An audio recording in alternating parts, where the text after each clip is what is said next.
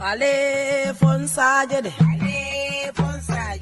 Ale fonsaje. Ale fonsaje. Muna dabo sanka baluo. Ale fonsaje. Mbe useni dabo julalema. Ale fonsaje. Juloka manla maje. Ale fonsaje. Ni aja manla maje. Ale fonsaje. Suluo simbenele da. Ale fonsaje. Useni masata. Alale amansandi ale ponsai mbaro da bodima ale ponsai mbaro da bodima ale ponsai enu mukunda da bodima ale. Yo, assalamu alaikum and welcome to Itipon Banda Bala platform Sabol to Mel join the TikTok welcome Lani Mel join the Facebook Manajang program Jamfa Mabala. It should be a short program. Yo. Okay, mbal kondo na mbali ngol mel TikTok. Yara fono mem mute le no. Nanyo minga yara ke. Mem mute le no malo nko. I was muted. Okay, not the mela jam bi mudima soleti. Inshallah, summer will have a full edition. Inshallah, ni ala nyo share. So new program so today. Thank you. Because the UDP la event in Seattle. $111,000 raise, mashallah. Fundraising in Seattle, $89,000 raise cash, $30,000 in pledges, and that is tremendous. That's really awesome. I'll cook folks many along there.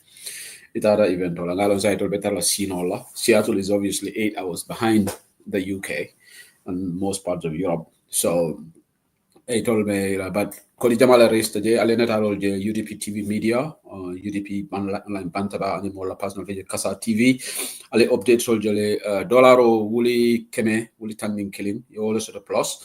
Kodome raised cash, $89,000, Dolaro, Wuli Tansain in Kono, the fundraising in Seattle, party leader BJ, Lord Mayor Talib Bensouda BJ, Honorable Alaji Estaba, Senior Administrative Secretary.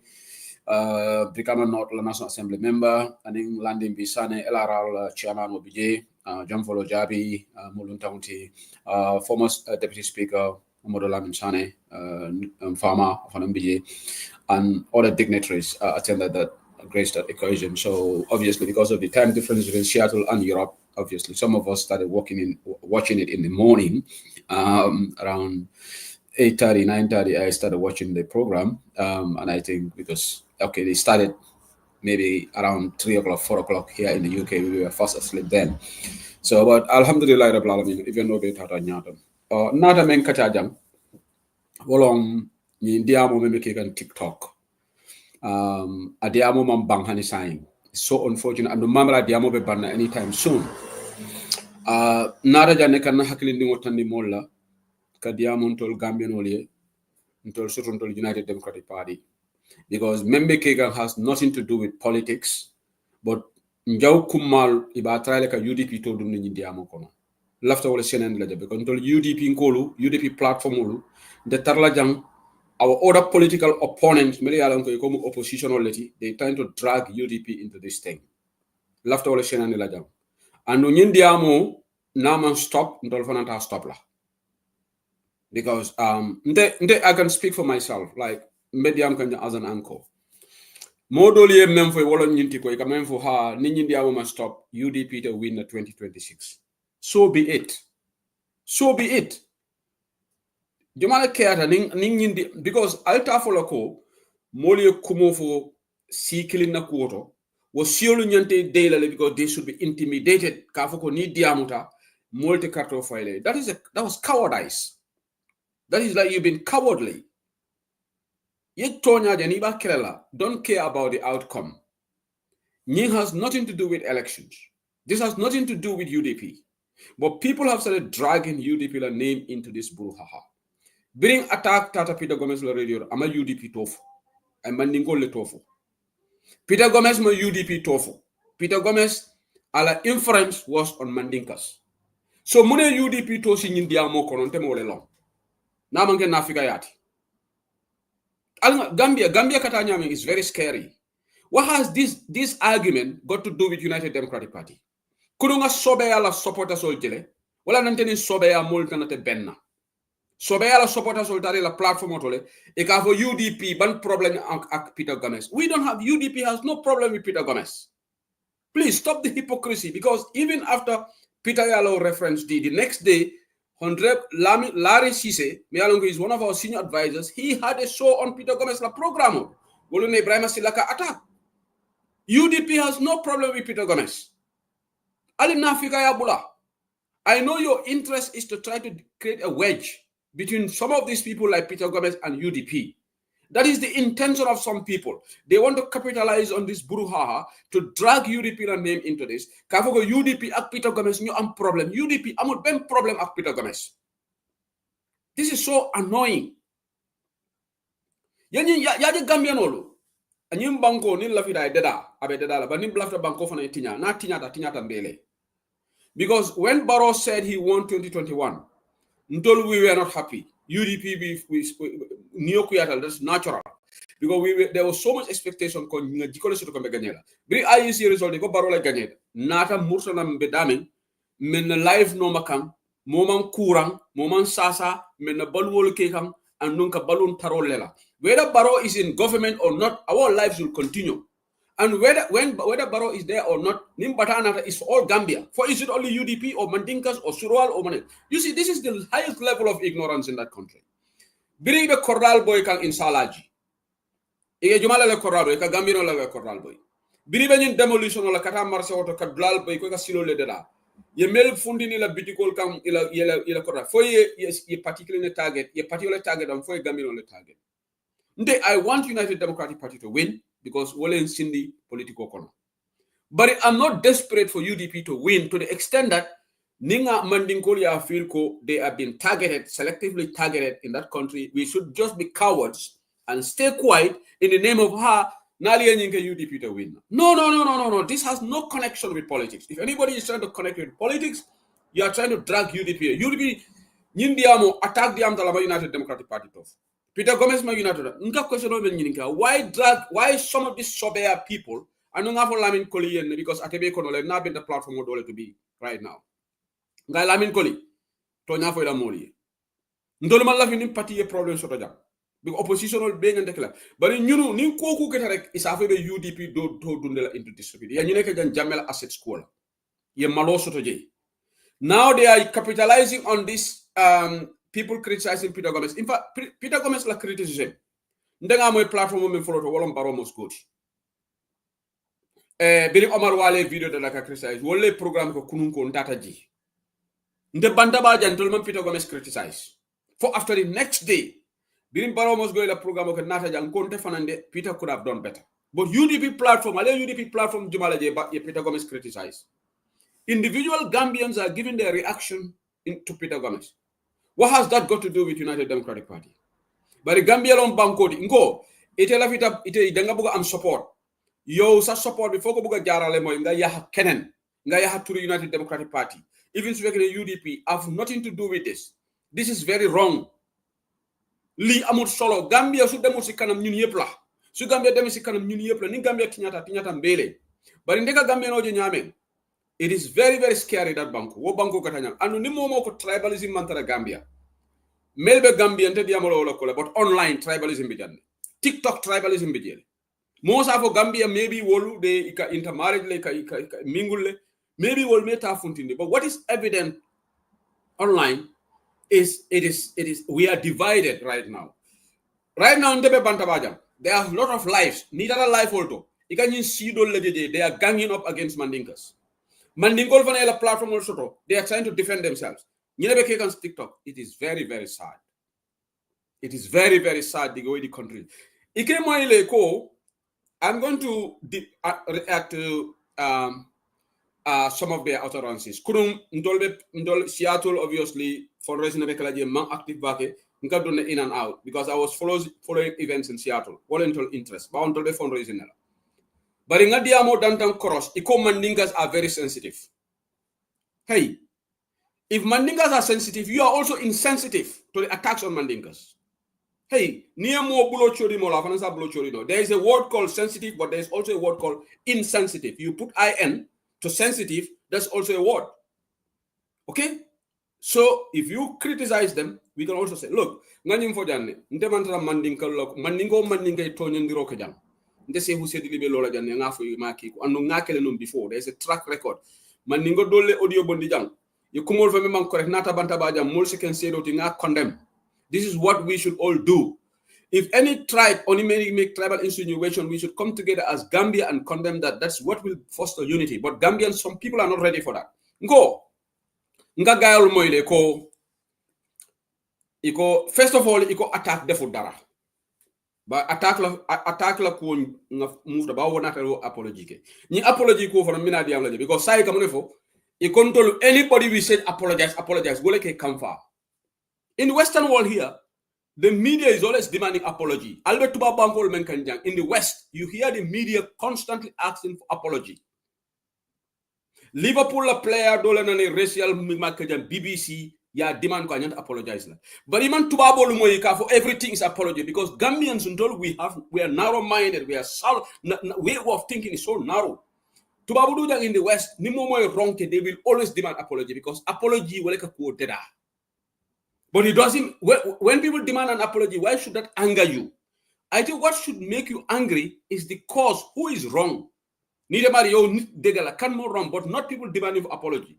But people could also, what would have been worse is to do retribution. I don't know if you understand retribution. Well, on Jorot, feeku. Feeku is retribution in English. Retribution would have been ugly because Ninkoko, then you are a feeku. Nyantan Jolale. But to say people demand apology, you're also not happy with that, then you have a problem. Because nobody is asking for retribution. If we are asking for retribution, if we are saying we should also pay back, then that is going to bring a state of anarchy. Gambia prior law come up, Kaita come up. Mandinkas are always asking for apology because after now we are asking for apology. The people who demanded apology first, I think I'm a platform to Wallen Barrow must go to. Nasis Tambato for the maybe Malanyana to follow Jukasi Manka Mandinkati. Fana Fanolom, Surwalom, among the Mandinkati. Jukai apology in Kale. Mam Lisa, maybe Safo Mandinko, Mam Lisa apology in sorry, Mal to follow them. But in Toluman demand, so Woluman Molly apology, why are these people asking for apology all the time? Peter Salala did it wrong. Hey, anybody who is one to be honest, the Mala challenge, and I challenge anybody, take us Lohosi Al Quran, Mansi who said, Mat take Suma Lohosi Al Quran, you're going to Peter Defudara, Peta, come and Buwala, new by Kosi Yalla. You watch Al Quran because just at the end of the day, sometimes some comments are so misleading. Peter is an intellectual. Ntol karanal nyunyu jangai. We have a way of coining our words such that you will not even be. You have to be extremely smart, not extremely smart. You have to think outside the box for you to figure out what we are talking. Mansuma nehe. I can do a program in English. I can play with words and fiddle with words, and I will not mention any tribe. It's very easy. Hey, surwal kavemeko daha ganar wasa sohla. Peter Gomez yowoleke. Peter Gomez daha ganar wasa sohla. Peter mange dofoti. Peter tina ayafo mandinkulu. Some of the people saying this, they don't think outside the box. Okay, there is one statement that Peter said that correlated his statement to Mandinkas, and nobody can debunk this. And if anybody wants to debunk it, let's have a debate. Because right now we don't even go to each other's platforms. Koneka dengare Mandingol ka tele platform nying dol fanan kabe ikol mem be ka gang up. They are trying to gang up all these tribes pour ka Mandingol doya. Ala nga domon Gambia belet kanyanta o banko kang Mandinga man fisa city o banko kang bar sifana man fisa Mandingo timbele kanyanta nyin tribe thing is so distasteful among manetale, but this is what is surfacing on TikTok for the past 3-4 days. And wala nene ko ning Gambia nyinda attack le India mome malade. Well, an attack for us to be very uncomfortable because bring attack into Peter Gomez, then there is a knock-on effect, spiral effect, spiral effect. Because bring attack the under Peter Mole, Peter criticized, Peter for nata. Saying don't not take a Peter Fasa. Thank you so much, Musa Sedi. If Peter Fasa Kamunela, because it will come far in Mandinko le kama. Dolby the come far in Mandinko, Dolby Mandinko is not their cup of tea. That's fine. You don't have to like a Mandinka. That's your choice. You can even dislike a Mandinka. I don't have no problem with that. This is because mola lafo ita forosila no. Niki son bugu dara is the person's choice. But nanjulen wa dega alinga tonyafo. Peter Gomez probably I don't speak their language. Now I want to ask every Gambian. Let's answer which tribe was he referring to. Because Peter said, probably I don't speak their language. So which language is Peter referring to? Let's focus on that. You have to decode the statement, analyze the statement. We all have 5 common senses. Am aduna, alman dunia lonti, alman karantolti, alman smart ntolti fanang. Ndema fontele smart talti de, but alman smart nti. Diamo na fota jang, mba lonnele diamo nying, abota akajumala jo. Peter ko, they are angry. And we call Peter is referring to the people who they are criticizing. So what has that got to do with language? Now I want to take the analysis further. If Peter was truly referring to his critics, why bring in the language? I told him that Peter defend. Let's have a debate on this. And probably this debate should not go away because it's going to help us establish the truth. Let's have a platform discussion in one neutral platform, and we have panelists from everywhere, and we analyze statement of Peter Bena. If Peter was referring to Omar Wali or Sisla Jadama, who called for boycott, for example, because as far as I see, it's only Sisla who wrote on Facebook that he should be boycotted. It's not any of us. And UDP is not going to boycott Peter Gomez's program. Because the next day, like Larry said, anytime Peter invites UDP officials, we will go there because we have message for Gambian people. Because Nying issue has nothing to do with United Democratic Party. UDP is not calling for boycott.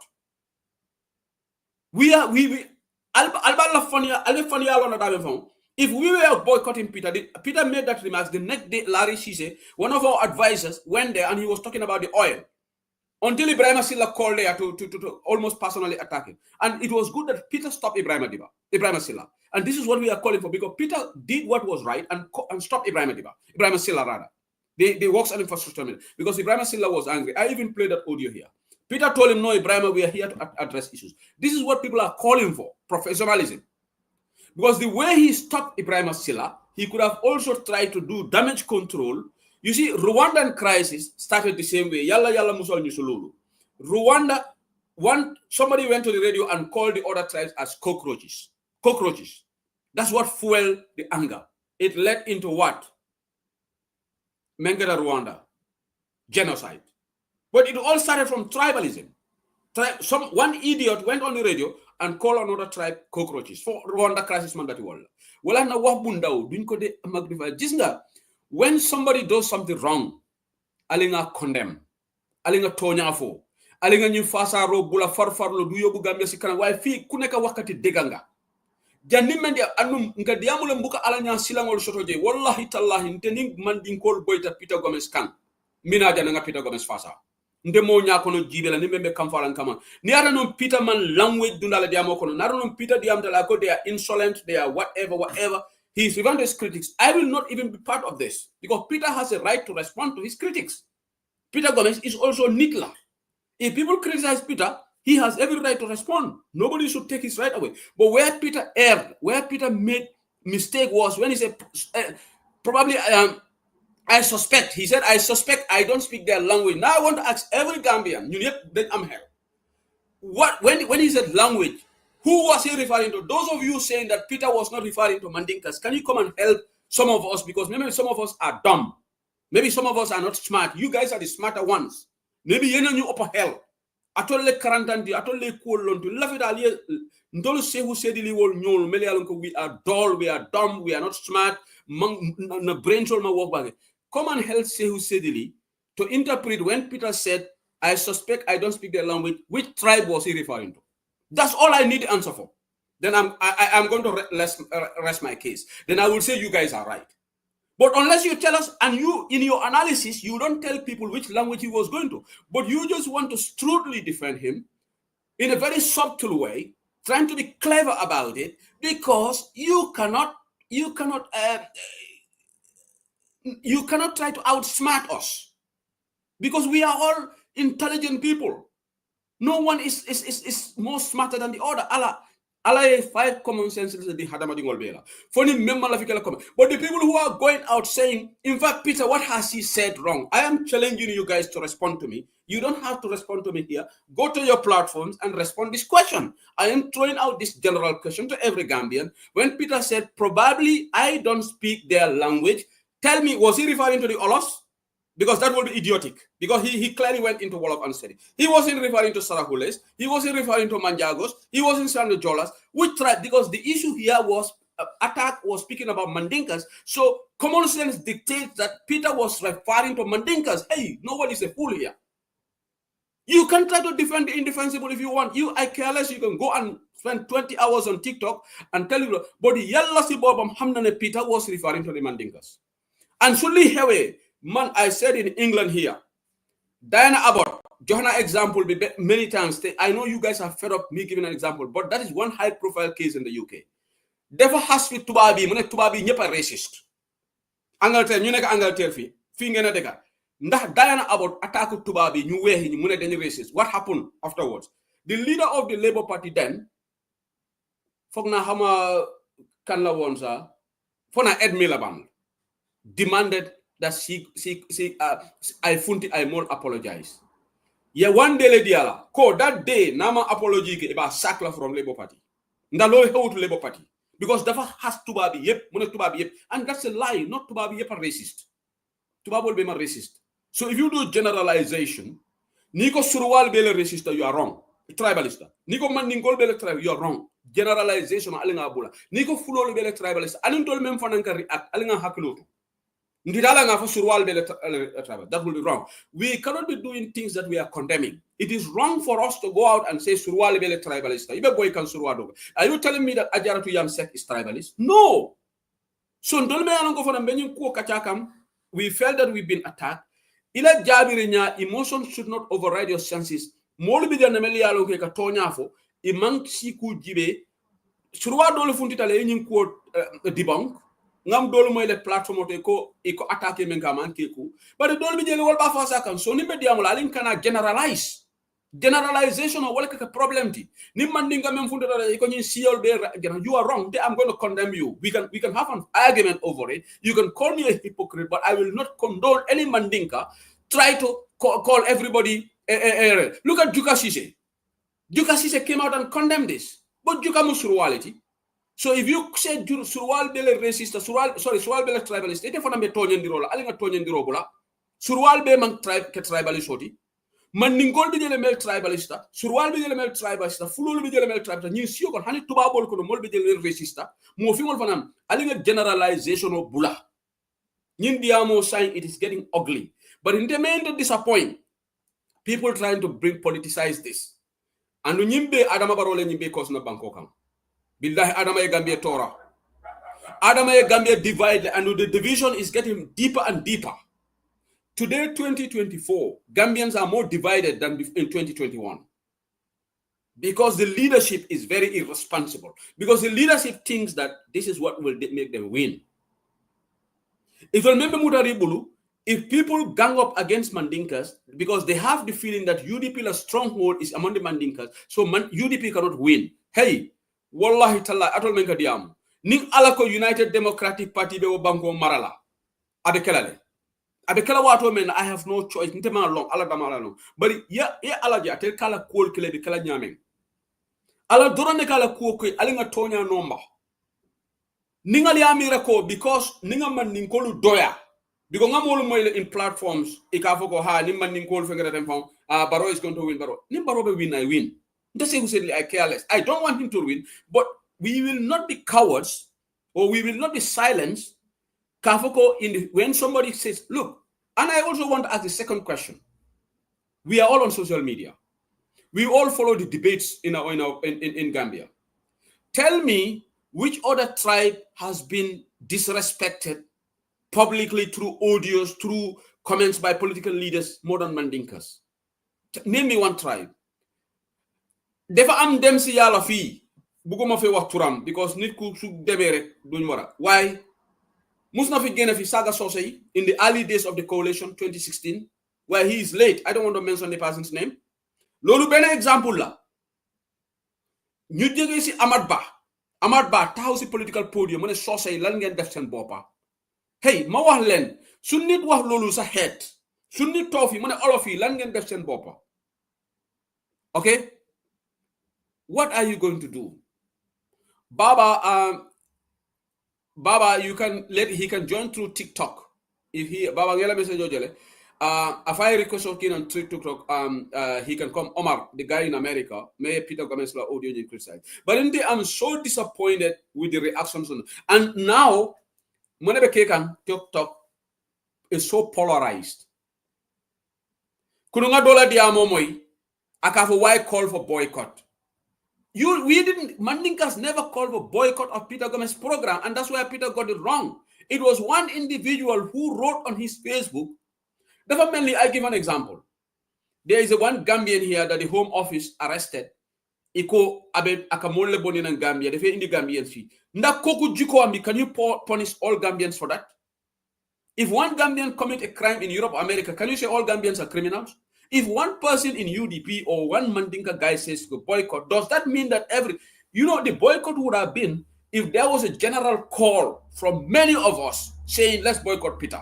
But one individual wrote on his Facebook and it is generalized. And I saw some hypocrites who call themselves independent asking why we are boycotting. We are never called for boycott. We will not boycott Peter. We will disagree with Peter, but we're not going to call for boycott. And even if it's boycott, I'm going to address here another thing about boycott. Because in England, I remember Labour Party once boycott some media houses. I'm not disrespecting anybody because they don't know things. In the UK here, a political party demanded for boycotting some of the media houses. It happened here. You see Donald Trump, aka CNN boycott, like after they are fake news. From America, the news outlet every day. Donald Trump, when he was going to election, he started boycotting some of the media houses in America. Did that stop Trump from winning election? Because you hear this from programs, nobody should boycott independent platform. Allah awareness lemon for the Donald Trump boycott some media houses in America. Because they are fake news. So if we feel that some platforms are not genuine, we have right to say we keep it. But we never call for, we never ask boycott of Peter Gomez. I want to make that clear. Farsan Sabal, Bismillah.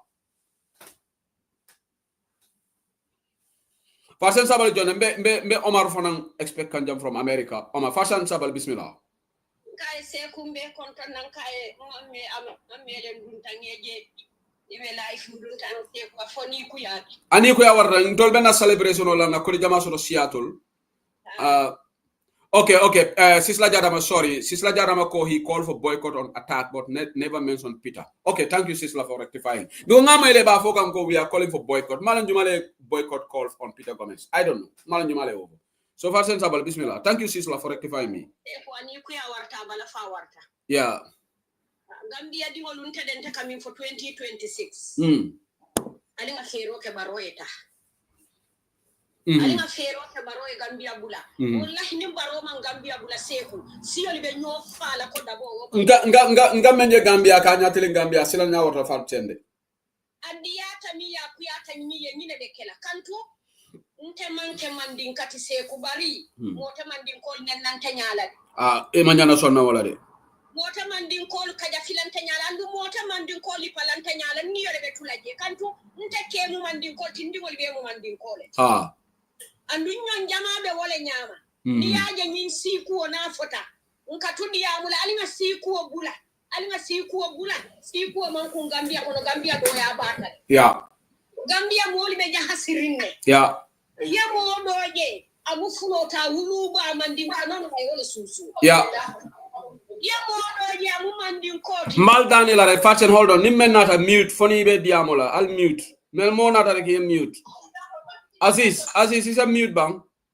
Yo, Momo a mute. Funny nim fast and parade. I'll baby na diamola. Killing. I'll be mute Dukare. Fatuma if I mute. Take wallahi ya modo je Gambia kono. Ha.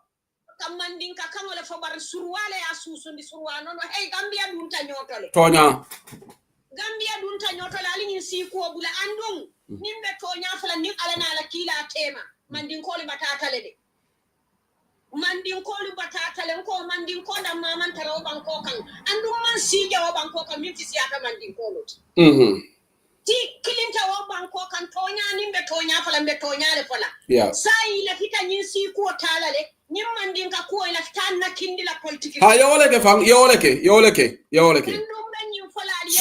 sobeya molu woli ya start le already kunu ita la platform to le ko Peter Gomez ni UDP mun problem le so ton ni Peter Gomez mun problem so Mandinka ko si ko lefta na kinde politiko la mola haji sun kandinta woto iba fala ko ni ano barobe winna ni man hakilo to ni baro winta manta hani fiba ka hani malaria hani balakando manta wala dila mo kile kantu batao batale osbanko kambele be dunna ko bara alifata mandin ko lula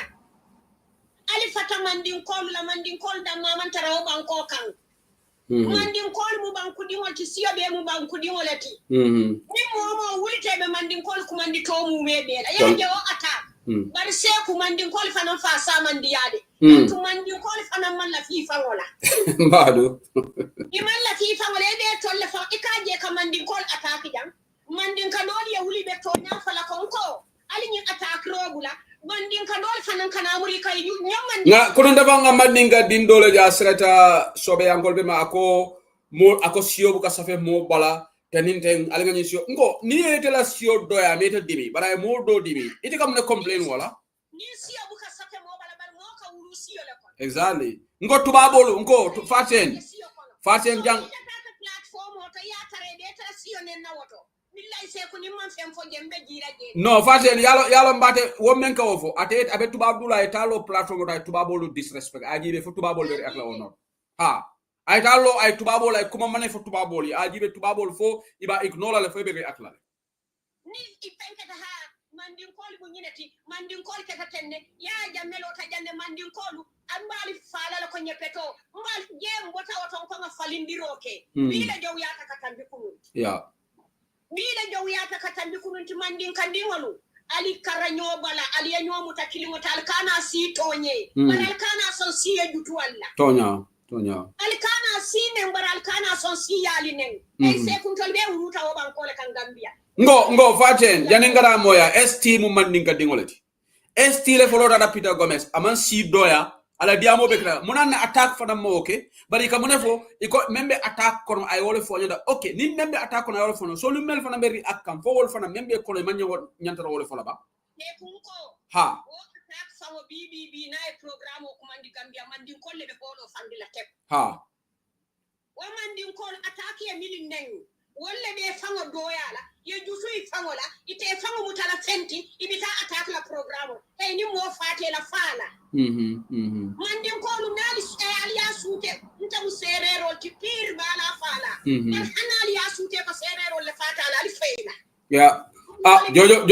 jojo ndur ka a jahalta ko aka fonkat sarle nay mandin nyom mandin ko jebe mandin ko attack kan aka belo ko mo le sene andu bola be ke kan nanyim mo dolu bi je wonu ikatara mandin ko lu nen ni mandin ka dol na ta ka o kondem mandin ka dol fanan kananan ka wol kondem ko muna ne do kondem la ayala may ne fa dum ta janala fintira jan mandin ko la Allah li fangona Allah li fangona wo ban ko kan ni ne politique ku man ke kilinti ni momo ko soronte ila miro ye jamfa ya na kindi politique la wo ila business oleti ni wodi ni ka Gambia politique party oli beje politique party ta Gambia kono sikili mo be damin a party ta Gambia ya party o party je siyo bele beje Gambia dingol le beje party o party lo ta Gambia momo be party lo la Gambia ka lo Gambia dingol le kam e bu ka lo siyo kam woto Gambia dingol al kana nyinni si ku ka fondinyo le barnte be min fala mandin kolye hey alni akamunta le Gambia be nyam yalo ka lo janne ka fo Gambia dingol e ka mo ta la kelo kelali al fa wala ba la kelo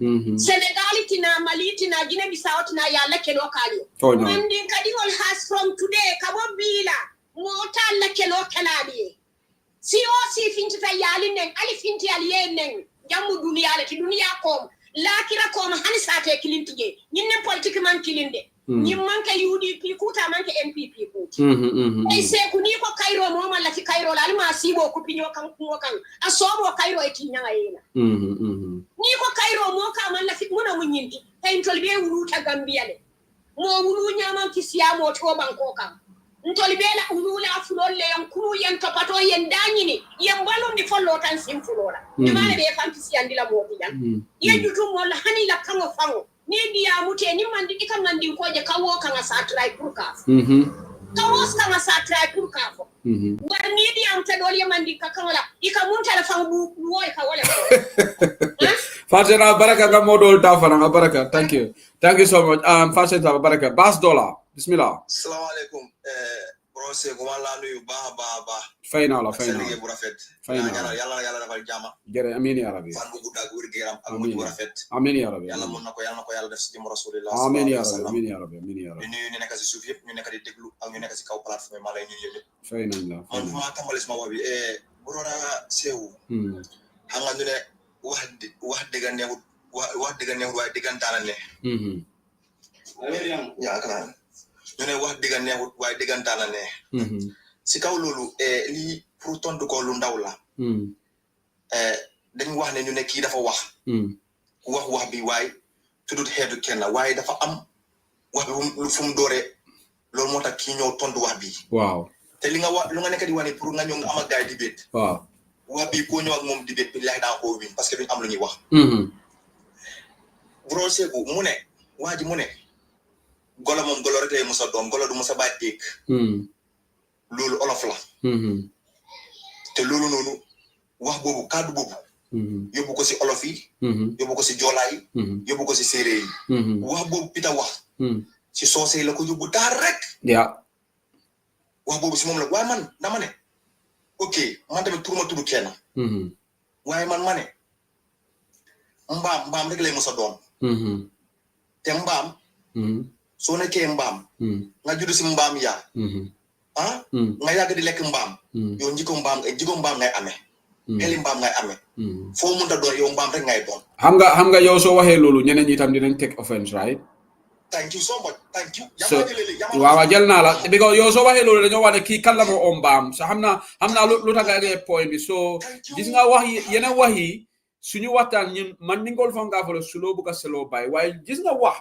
soo tontu eti nga ne golo du bay egg they will take an offense isn't it thank you so much les procès soo nekkee man dama wax loolu léegi wax boobu léegi kam moo ko moom léegi dañuy wax ne moom laa ko wax thank you léegi golo du musa bay egg léegi golo yooyu ñooy ñan waaye procès wu fii nekk kenn ku fi dof fii ñëpp a eewu golo du musa bay egg wax boobu si soo see la ko yóbbu parce que waxee ne mbaam du musa bay waxi mbaam rek lay musa doon comme pita moo ko dañuy wax ne baa golo pita waaw dañoo wax ne pita ngay wax so fii non fii kenn doful ba pare man baas dola lu may laajte mooy xam nga pita su fe gars yi ma ngeen digga seen wax yi yëpp depuis démb because ñu ngi géem a try pour defend pita ok defend pita seen right la ku bëgg a defend pita defendal pita because fii even Iblis even Saddam Hussein am na ñu ko doon defend even Adolf Hitler am na ñu ko doon defend nit ku su wrong da ngaa gis nit mu génn defend ko ñun dañu war a prepare loolu waaye man lu ma laa laajte gis nga nañ am debate ok lu ñoo wax mooy lu may laajte bu pita wax ne xëj na lu ma dul làkka seen làkka bi ñan la doon wax because waxut olof yi because pita làkka na olof after bu mu baagee anglais pita dafa dugg si olof bu set la dégga so pita soose la déggut saraxule tamit déggut joola waaye lii nekkul topiki saraxule nekkul topic joola yi topiki soose so pita soose yi la doon wax nañ la waxante dégga fii kenn dofu fii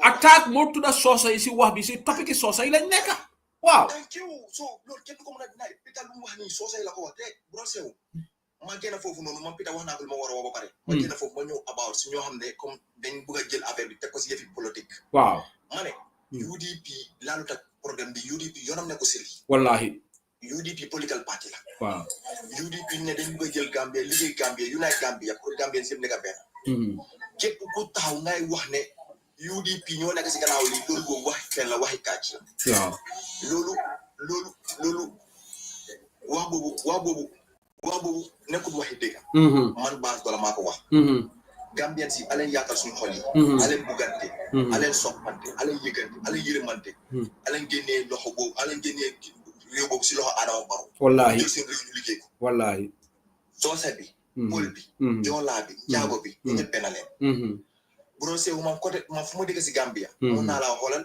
foo compagnie ñoo fa nekk foo compagnie yoo xam ne këri pël la këri faana et këri soose ak këri jool ak këri joolaa waaye xam nga nag fan lañ dee compté gaay da ngaa wax Fulakunda suwa fula kunda lele nek di wax ñu la konde kunda touré kunda drame kunda jaabi kunda yi to xola Tabaski su jotee tay boobu Tabaski su jotee ñi dañuy ñëw konte kunda ñoo waataraam ko waaw ñëpp indi boole ñu añandoor waaw ñu añandoor ñu añandoor suñu pare ñu ñaanalante waaw Gambia loolu leen xam soo wax léegi ji nga man loolu laa di wax ma ne képp koo xam ne da nga nekk di wax pour balaa ñuy wax 2026 képp koo xam ne yow noonu Gambia yàlla la yàlla saxal pexe amiin yaa rabbi Gambia fu mu nekk nii dëgg dafa am luñ soxla te li nga nekk di wax sa biir wax bi tamit dama la koy wax pour ñeneen moom la waaye ñeneen ñu wax njuka bu nga nekk di wax noonu njuka lii maa bu ne dafa dem Facebook waaw juka dafa ñëw génn mu adresse mu ne attaque lu mu def waru koo wax waaw xam nga benn sista Jallo Jéeri moom tamit dafa génn mu ne attaque lu mu wax waru koo wax te Jallo Jéeri pël la soo bul wax ne pël yi yëpp wala bul wax soose yëpp wala bul wax olof yi yëpp waaw déedéet soo lu ñuy wax ñu gën koo xoolaat waaw Peter dafa def na mistake ba pare apologize na loolu tax man bëgguma sori si waxam bi si waxi Peter lañ nekk nii bi ko attaque lu mu bon moom apologize na xam nga te loolu lu rafet la te dañ ko war a nangu ñu move on te we have move on waaw Peter waxam bi moo indi beneen buru xaxa am na political parties supporters ñoo xam ne ñoom dañ bëgg a mbuboo si lii dugga si politics wax ne Peter ak UDP ban problème la man loolu moom ak jaaxal sax lu ñoo dugga UDP si topic bi ñun ñu si suñ convention bi gaala demba we raise $111,000 ñun si ut xaalis lañ nekk so convention bi na $89,000 lañ raise cash $30,000 pledges loolu su ko addee $111,000 même political party mënu ko def fii UDP rek ñun ñu ngi toppatoo suñu soxla waaye gars yi ñu ngi bëgg a gars yi some of them duma wax ñëpp waaye some of the Sobeya supporters ñoo dugg ak UDP si topic bi Sobeya du ñu bàyyi UDP ak jaama waaw loolu war na am fu ma nekk nii man damaa ñëw daaneel sama wax ma bàyyi ñeneen ñu wax may wax ne brosé wu jërëjëf ak sa liggéey bu rafet yàlla defal jàmm waaw yàlla defal ñu jàmm ñu ñëpp fan bu gudd ak wér gu yaram jërë ngeen jëf salaamaaleykum waaleykum salaam jërëjëf thank you so much Bass Dollar Yasek is it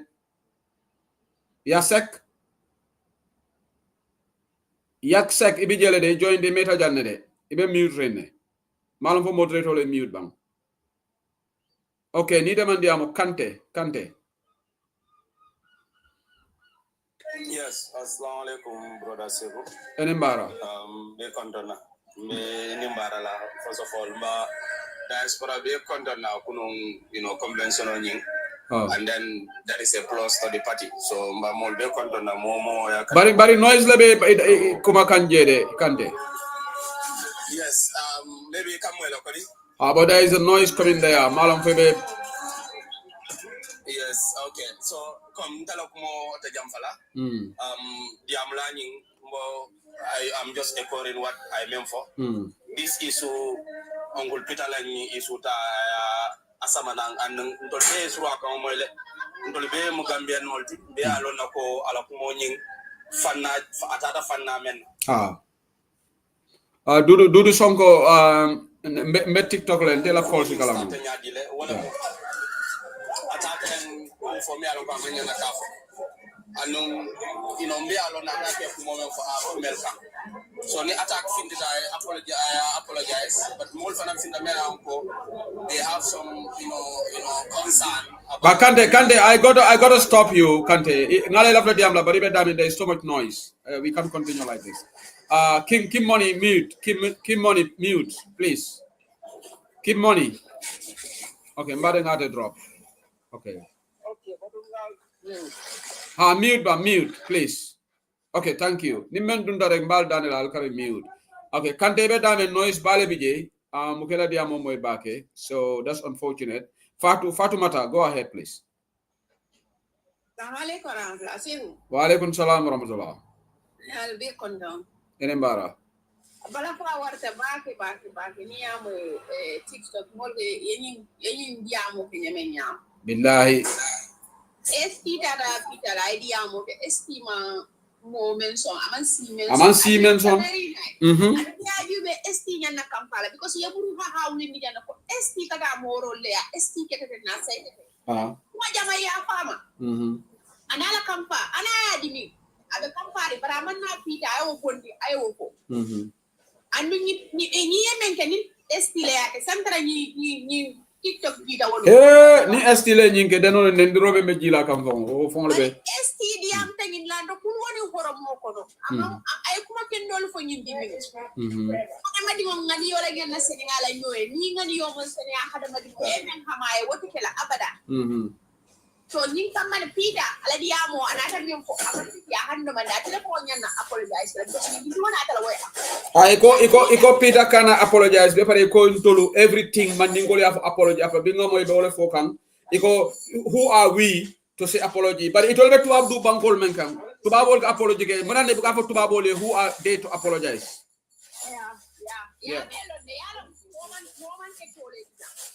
dole be noise maker malon jumalon dole be noise maker to gara nal al mute rek saja molse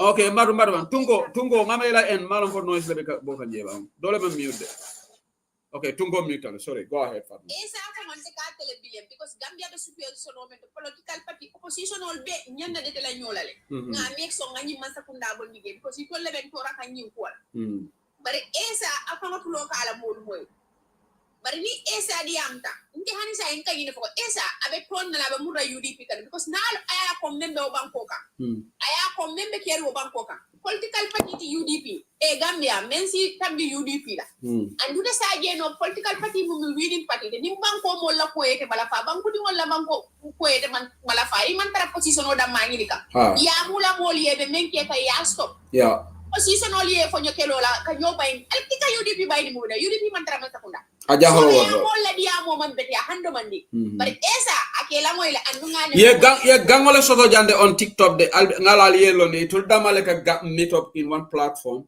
koku na wulta weda mandi bolla karola yidbe yena UDP ko dundije annun itolbe Peter Fasa kam faniyale kam because Peter clearly momo hanyita ja yebulo la alquran ko Peter malla mantra mandin kolla that's a challenge I would do if you are so strong ko Peter is not talking about Mandinkas I challenge ye bro alquran ko ye kali ko Peter manda alquran ita kala iba bole ko li jarut lulu but you know mandin kol kam fo ko ko ko la na ma hakilo sa ko min ma yalla wala sonno mo wala yeah Peter la ko mo bila ko mo ndema interview be la moy de bari ila ni ni wala diamo ani Peter la diamo yol sen WhatsApp ko ko mo jala moy so esa na la mol ate ay ala mol ngeme ni gemen ba ko kan tito ya mol le ya stop ibe menke ka opposition wala multi opposition wala UDP di ngana tugeda ngabam ko bondi adam barobul nim adam baro tambida mo waron dim bele babula la problème ko amenke ko UDP wala be batala gam wallahi mo tara Gambia disia ndi tara Gambia disia ngala ne mo de Gambia anu ti ande baro te gagne abe yum membe ga janna te gagne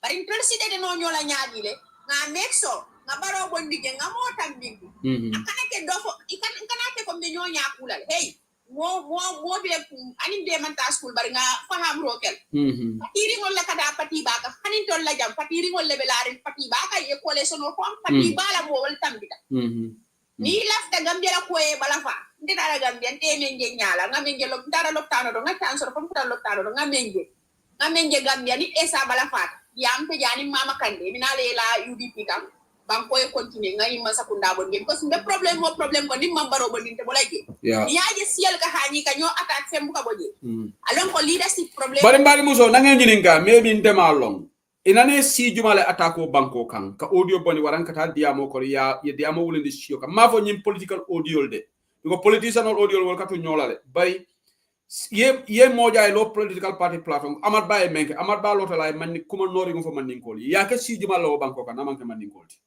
jama be ka ke man ninkol le so say control we are sensitive man jele understand we are too sensitive whatever we because if something is not happening you know what he who knows it feels it ni bukete la sio attack bi ni itole men ko fo jama ni mo tata ay jamda platform mo da ko olofi ni wala poli ni iberi aklale because dolu Gambia no ngari ak ajibe jam fo ni moy kuma fo hani nyim platform ol today ni lota jang ko this platform nangam is not independent e ka fundile ka react they come out and react they go no next day and ye program okay ye molu jabi so ite go ye kuma fo mandinka should just be mute what sense does if somebody says something about you ite ka react I'm unfair come on let's be fair to one another I'm unfair hando mandi yeah jama ala e man tabe ade social media because nte ko daga men tema nyi mol men bo rol be normal le di saw ke ta nyo ani kulle ke ta nyo wol man tarangi nde nana lota janne ngadi amo fo platform dole ya fanjeje ngoy man independent bo samo e funtita ye programme ke ka respond anunde men platform min fongo tofo de yala itol ko pita man mandingol tofo ndita ndiamo da janne mbedi amo fo platform ya fanje na diam ñu gisen bop ci wax bi the next day they came out to respond to me. But the same people are complaining, Melka Bego platform, or like complain, why are Mandinkas always reacting? Is that not hypocrisy? But when somebody says something about you show yourself, you go on and react. So Mandinkas are, no chopping Mandingo. What a killer jam? No, what a killer? No, do am. What a killer? Niano ye lawyer for Mandingo long fit in a bondal de Gambia, Alawayalo de Tonya Bedaming. Niano ye more stereotype, you have a Mandingo won't become a problem. That's clear, that's fine. But Alan knows the truth. Alan knows Jumaleka Tonya Ndiroke. Alayalo no Jumaleka become them Ninga Mandinga Ding Londijan, Nimandinga Minister Lota. Platform to I follow Nang, Tesse who said the Lola and Mandinga criticize. Near Surwal Nang, Belola and Mandinga criticize, and Tete Sona Jam Moye si Doya Jam. Because she only be the kind of Bangkok. But you guys, instead of defending and say Mandinkas have been constantly singled out, you are saying Mandinkas are oversensitive. Mandinkas are the problem of the Gambia. Ikofango Mandingo Lota Janeko Badi Yafasa. Jumale o Badi Yafasa. Ajara to Mariama Biseka Surwa Dingolom. But Molia criticized the likes of Musa Jan. It atela Facebook or ya criticize. So Monica Lojang Ikafo, when they said Badi Yafasa, nobody complained. Yes, some people complain. Baro lota janne ako URR ya mama kande nyanda fasala it will be about URR but mo man complain you mala complain mo sehu yala Gambia mo be tawkan mo ya ko de ako nye ite mu sedi kanne yeah why kata ite yalo te mu fulol dinga inte mu toran kol kay baro matinna ay na Mandinka yat ngente mo da Mandinka kol ba andun tol mu Mandinka kol yeah mo be fam nekam ma pour nga ay ite ni na ko ko nyana ta rayu because inte mu toran kol why yeah kon kala toran ga ya wonya nat nente me ngena UDP alinga na right defend tonya kan ndeka memfo ngana tonyendir kede ni mandinga tonyen ke jam wara any tribe tonyendir ke jam we will not defend but Peter menketen Peter lu def ni dafa ñaaw ni momo la Peter fasala a fasa rek for the sake of it that's your right but ala ya londe ko membe tonya la ni membe fone ala Fatmata abaraka bake thank you so much Fatmata so ngada tunko ya tunko jani ngada Fatja ya ni sisla kadimu rasul fana be jani bamma idala nyandana la janning okay mais idani tungo jumale nyo sabang non de la asaba okay de la sabang go ahead dandam la moral comme contanda baage bin se de la programme no se ñom si yafula ja de ngete du ngay jaw abaraka do ko kendo menna abaraka ani bamba ani tungo ino ate falan tungo last time ngi ni ka tungo la because sa talenta bakala diamo ka sense make bakala ino baren ka fama la bak yeah no mba tendilo ka mbaje la kani sisila no jato la muiti nak mbe follow kan TikTok nge follow Facebook ñina mu banku di yadi andi ñina mu Mandinka di yadi yalo ku kirimbe kere sek Mandinko siata bal Mandinka ding man sia yaje ni moy mo lota yela siyo toñe i lota bela right fight kan Mandinko la ka findi tay agents ol man ka Mandinka ding i ka mo men ka be Mandinka Mandinko la abe man ke Mandinka ding ñando faamu la ñoo fe because mo ta findi la pita même fo asenyata mo be mala ko abe Mandinko la is very clear Momo walk out of Mandingo, you have just been dishonest. Yeah. Maybe Kumolo affordable one can understand, but for among Mandingo, Abijumala. Yeah, you're over Moli, Abijumala. I'm the first person na Peter na on friend among the Lamin Dr. Mane Tadaje. I can message you read. Do you imagine? I message you don't read ako Dr. Mane ko, dole message ako UDP la meeting dula. Ko mone my coachiga, ako salam alaikum madam. Mandinka control ka mo be ajak. It doesn't make sense. Kumo sifa so kuma sifa na ko daga mo nyinin kawal. Haba yalo wonda blame la bawa mole taxi kiyai. No, but she could take so do ni mo e text me alon kama use so ibo follow mo. If it doesn't make sense. Haba yalo maybe he's a journalist, he wants to know the truth. I will not go into nda tala Yeah. But I want to be fair. That one, I will not falter him on that. Yeah. The same day, we go in Carola, and no other game killing it. Imagine up through Colonial that in the mood like Untengago. Yalang and for the care, what I think upon St. Grody. Hababa call and Benjamin Gala. Yalong, sometimes Ninjabi role for as a journalist, you have to ask it through UDP react because maybe he can do all. So Peter was doing his journalistic job. Yalonte, I'm not going to criticize Peter unfairly because that question, he said is just true, and Dr. Mane should clarify that one. I'm not going to falter him on that. He was doing his job. If for me, if I am Doctor because it doesn't make sense. If I don't want to put me along with Fanya Kamuja, come up my quote uncle Slam Alaikum Manja, come Mandinka control Mobenja. It doesn't make sense. Now Mario Sifamira, I go UDP meeting Jamalek Mealoko, different type of UDP Mandinka Tati, among. Okay, let's move on. Birayo for Dr. Ajabi Munela.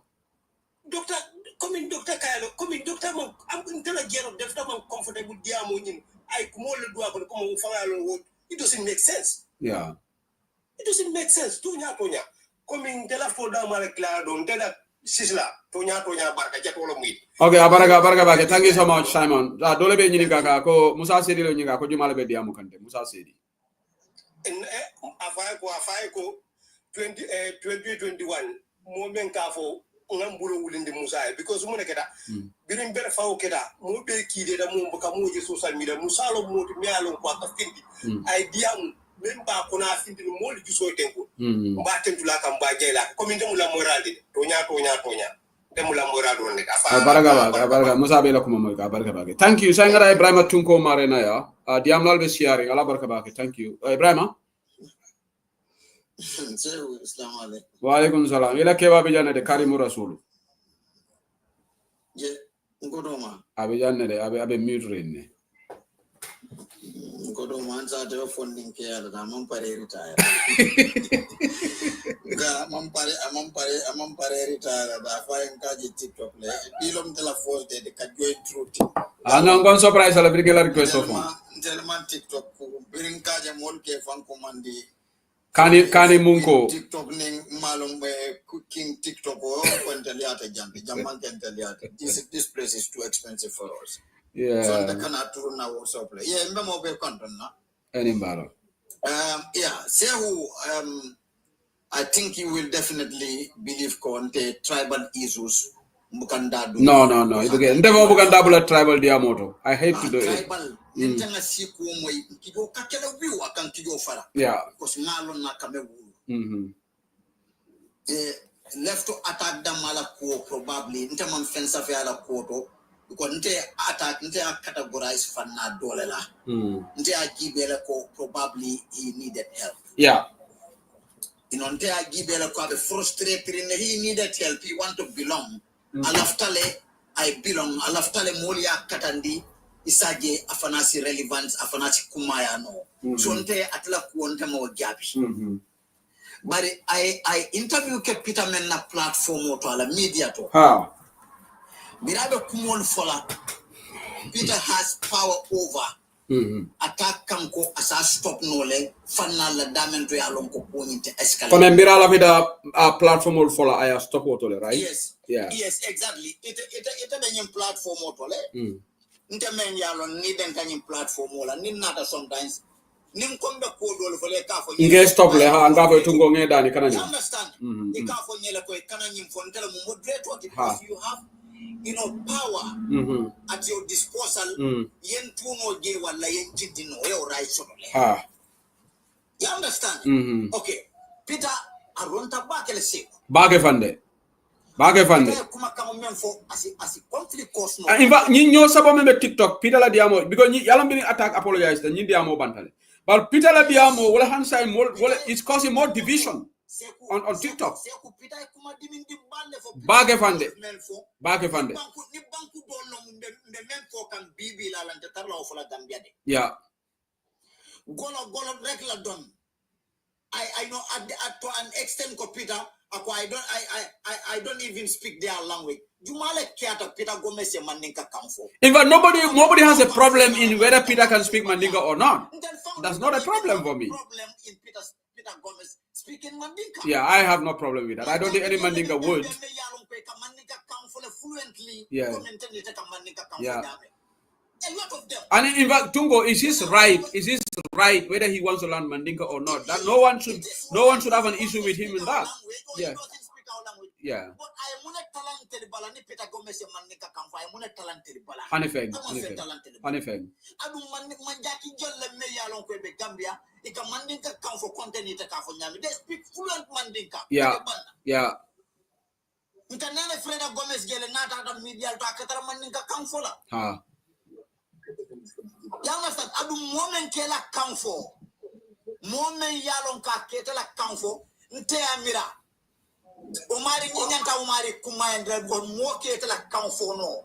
So koranto nate ketela kamfo no ita bukala kamfo no. Ninte moje wandi sio mada kantela kamfo Mandinka language ta kafa kasenea. Nka mari jibele ko. So nka mari jibele nya dolem. Because I effort killing the kamate ka fono. Maybe nte bukata la kamfo no. You understand? But I don't speak their language. Ni Peter Gomez ya feel ko amala fila Mandinka kamfo la amala fila afola omala right. Omala fundamental right lady. Omala fundamental. Naka Mandinka kamfo buka Mandinka kamfo ala Mandinka kamfo balia we Mandinka tora mulela. Anything. Mandinka tala fena and Mandinka still remains the largest speaking language in the Gambia. Fate Mandinka kamfo, Fatima Mandinka kamfo. So nyinte mon melka nyinta atai ka relate UDP la nyinte UDP kuti UDP nyaton ko mo Mandinka koleti but MPP me yalon kai Gambia marabi abe ruling na Gambia la nyaton ko mo Mandinka koleti. Si NP so be ala nyaton ko mo surwaleti GDC la nyaton ko mo fuloleti. So political party olu fo ICO soto me ya lit me ya nyaton kaya. Yeah. So mon kama nyinta ko ka relate UDP ko la pita kuma kama memfo hani Mandinka ko melbe MP so be ya Mandinka na Ahmed Gita Ahmed Fenkegel Ahmed Manjangel famantara Ahmed Manja condemn le right? I condemn le. na Ahmed Manjangel you are very vexed with But some people don't let us sobe kachaka kuno. They were just defending. Some of them I saw there. I had their views. I was watching Seattle, but I was on TikTok strolling. Yeah. Who cares if you don't speak our language? And Mandinka men fanal be Adama Barola party to NPP. Peter la nyum kuma kamande because nyum manke party put ye mola siole ma jam. Yala siole ma. Ika fo gola rekla. So ni mo tada another rhetoric used against it. Okay, sorry, Tungo, hold on. GDC inko mbe talale. There is a space. GD fatale, but I will take you. Somebody with a GDC account, akala so mbe talale. Yeah. Okay. Yeah, understand. Bibi lala ni ayatra artist ole interview kenyum banko kanjan telbe dan dameng. Mo fiulo mu ay kuma fo tubabol ma. Mo fiulo ay kuma fo mo fiulo ma. Probably tubabol ay kuma fo mo fiulo ma. Mo fiulo protest yamira. Journalist obe sila la media platform otala kamo fungul kumandi jam plak la biya tara be don kangala juro la se. No. Tungo in fact kunun ngamera kunun fo fat jayle ba fat jayle siya sika rectify me. But dole ko mama kande dole ngama nying jola ni fula sanoya iko dole funta fo jo ha jola lo ma kuma le fo fulo mama kande demanded an apology immediately. Mama kande reacted. But why didn't they say why was Mama Kande reacting? Yes. So ni Mandinka reacted, but iko Mama Kande reacted. I don't know, but maybe Fanja can correct me. But somebody said that yesterday on the show. Yeah. So Seku said Peter Gomez was very wrong. Very wrong. Yeah. It has already Tungo. It has already created a tribal divide on TikTok. It has created a tribal divide on TikTok. Yeah. Yeah.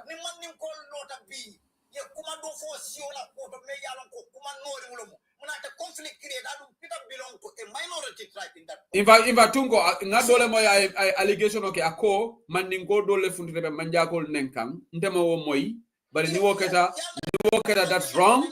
I didn't hear that, but somebody accused in one platform Mandinka started insulting Manjagos, but that was wrong, and that nobody should insult Manjagos because of Peter Ladiamo. Nobody should insult Manjagos because Manjagos exactly. Yeah. Yes. As a single individual, Peter Gomez leo kumofo. Yeah. Ila di ngolo be diam kana tungo ni fare dara ngara kadimi. Yana ko meji wala Peter Gomez la nyum kumo Peter mandin ko nenna mandin ko doala aya fanke ko nyambata mandin ko la ika mandin ko ta siba membe ko mandin ko ite you belong to a minority tribe ite la sio musindi mulati Gambia ikalo siba me yalon ka sio la se warta banko beti ikalo e kafo le golo rek la don silo e selo le longa be plus selo yeah yalon tungo he knows he I current temperature le lonko about folale anu molbe fundele ba fasala ya current temperature la yalon ko benyum kumo folale pitam benna jitu ba men be pare seko Peter Gomez mantara fenke kan Gambia la yurwato mentam bitantala nde Peter is not trying more than I am trying for that country you understand I knew I media outlet le soto probably I'm all target be doku online akejo men na tele alon for they are satisfied with how much he pay them or not abala business olela about ke kan akumule you understand Peter Gomez be lo la nyaadi la ka fo mole ko nyim mol mel bebe diamu kan e man getting sort of Gambia. No, that's not true because we are all contributing in little ways. Yeah. We are all contributing to that in that country in a different way. $771 million what on the remittances in 2024. Yeah. Ndaka kodo men ki Gambia niya country niya kafu nyoma Peter Gomez cannot get that revenue. Peter Gomez te revenue soto no la seku. Ndaka kodo men ki Gambia sankono Peter Gomez la radio te revenue soto no la Gambia. Alna tonya fo nyoy. Aga kodo sol de tungo, aga kodo sol de kodo ba bulere is the radio is getting a lot of money. I can tell you that. Anyway, what from my material? What my matter from? Let's assume that Tungo. Let's give him that. Tungo, hold on. Let's give him the benefit. Let's be humble to say he earns more than us. Let's just be humble. Let's give it that to him. Let's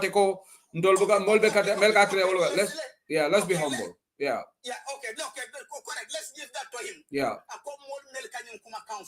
When they have no use for the Gambia. Peter Gomez, every single Gambian inside Gambia or outside Gambia has a different way in which we are contributing towards the development of that country, one way or the other. Yeah. Whether it is going to be a broadcasting industry, or it's going to be food industry, or it's going to be somehow. No. Hold on, Tungo. Sorry to interject. Don't let me accuse Kanko. I am picking up those that I want to pick up. No, the thing is full work. I will pick you up. I will. I'm not segregating. I will pick you up, but the platform is full. Platform of Fadal and Desikala, no, I cannot pick you up. Yeah. He will come. Yeah. I can see. So remember, that get dropped. Yeah, so that we give chance to others. Yeah. Let us be humble here, because he earned more than us. Yeah. Maseku, Nietaka 1 million contribute Gambia yearly. Doka $15 is contribute. I'll be important. Yeah. A very important. Later 1 million, but Peter Gomez, more beba la yung kumakang jalay kang. Peter Gomez cannot contribute more than all of those people towards the development of the Gambia. Yeah. You understand? Yeah. So Peter ya fan kanyang akana nyinka kotake na nyinka kotake ate nyinyala de. Na nyinka kotake ate nyinyala de. Multi kan lola drong ika funti do ika kino do mai jomi foi kono e fa. Ika na lo media platform do kamo la siolta ikeneng. Ndaku kadia musiku to de. Nte ninga manin kol jebe kanya dola in fact ndakada wolle ya nga foi ko be men na yatu ndakadia mun na molle. Yeah. Ndabuka siko nte siko kan kido fara ngamira biringi nata na platform to yagel ndala comment ketament. I am very scared and I'm very worried. Yeah, it's not tribal conflict kamenke. Siba membe ko mandinko. Tungo, even it has nothing to do with Siba. In Momanyana, honey minority, Momanyana disrespect. Okay, how the atmosphere is going to be. Yeah. But yeah, for Aya Korosile, Ayajala could the current temperature Benjamin Gambia as a Funtinole, I knew for Cairo. In fact, he has succeeded, Tungo. He has succeeded because it has already created a big division online between the tribes. Some tribes are ganging up, supporting Peter just to annoy the Mandinkas, and this is the unfortunate part. Thank you. Yeah. Yeah. mba ko non serewol ma ya fo surwal ma ya fo jolal ma mbe funtila nan ne mba fo le ko in fact I will even take a more of a bigger role than women can right now. Okay, tungo abaraga nga modol fananta. Thank you. Thank you. So women for Peter Gomez seku. Peter Gomez ye kekum for future.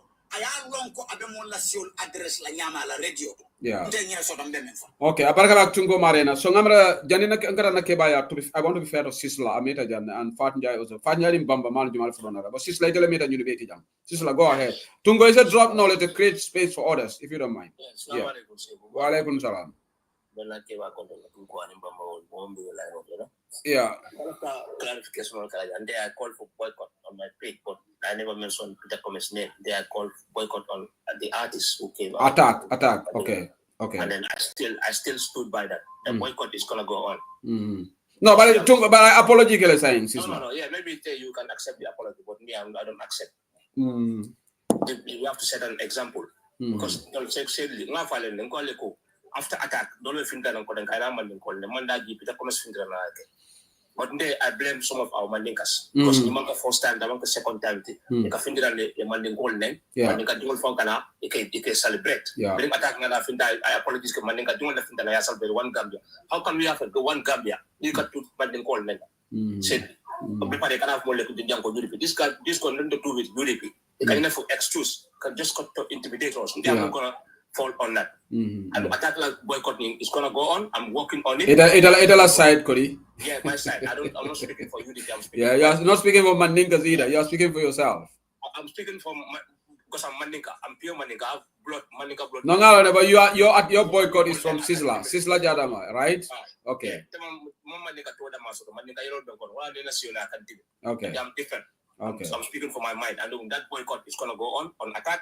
We have to set an example. Mandinka never stop Bangkok. So okay, Sisla, Namira saying Fanjai, I think you are next and after I'll go to Bambamas. Fanjai, you are muted. Okay, Bamba, Fanjai Koita after this now. Ima fama, but it Fanjai can even the program do the Masude. Akabe bulala ba ma lefe wala nan kay ko to mujumal abama e ruja to franka be ruja nan kay ko to manyane da pendo ray fa male kadi mi benyari se ko atol men be ka diam ko sifla wo to albele mantra hanyere ko bisa promise wo mo ni mo Mandinka ne ko de ko sorry de la platform mo jatti bari be joy la kanoge nakeba kana nakeba kana nendiroke kana ibe UDP platform mo ibe UDP platform mo withdraw afola durongo we will also respond back.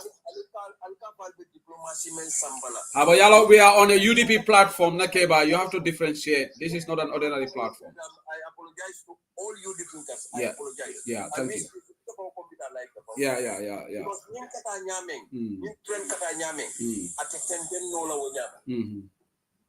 Peter Gomez Molia Bungal. Peter Mansiante. Peter Logako. Peter Mela Kamoy. Volantin Labari. Kolo rek lay don. Yeah. Peter la woman to kumoti. Ana ma nyanta kululale. Yeah. Alpha Balle Peter Gomez Tele. One song ko ke siada Peter Gomez Tele. Ala tonya fo. Tonya. Mo Alpha le. Ni no tay ko imu sulo le. Nyente ko to le adodo seku. Ko do dalo ko do kalan to kan do fo le kalan fanka. Because Nindon come the civil with these people.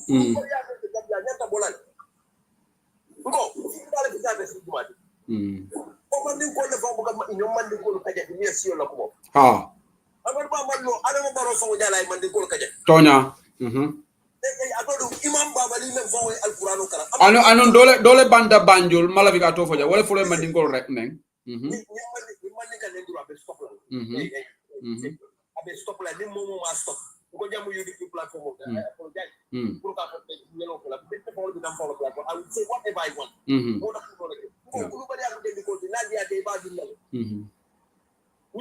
Peter respect I nyanta fan respect la Peter is a public figure ona dina mo ta ka jakla Peter buga dia in public domain. Okay, somebody is accusing us saying when they were insulting the Jolas, we were all mute. When did that happen? Can you help us? No, but what was she? Come here and tell us when they insulted the Jolas and we were muted.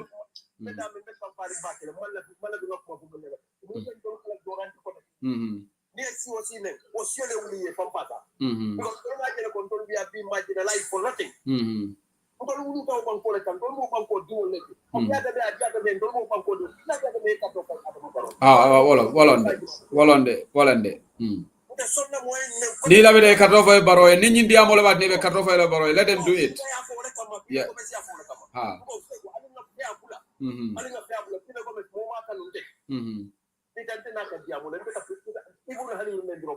I gave him 3 days. Let me reflect. Because one day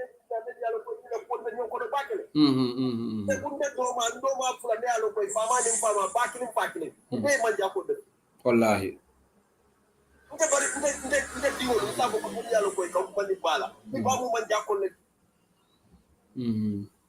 So Gambian do not know kono bakele. I didn't know so bolo na mo just so. They are not supporting Peter. Even the Peter support and they were very sad. Because one thing the woman do call it, you know they come and go, "Mela kamo." What male Peter will do Gambia. Wala na mama nika kamo. Wala na mo ko ko ni nika. Wala dina. Maybe a choice la mama na kamo fo. Na keba. Ali man ni ko letter da class kini. Amela kamo wala dina mama. Maybe amala fi kamo na keba. Yalo want a choice lady. If he doesn't want to, yeah. I am oily. But maybe I would prefer Kamoy. We cannot fault him on that.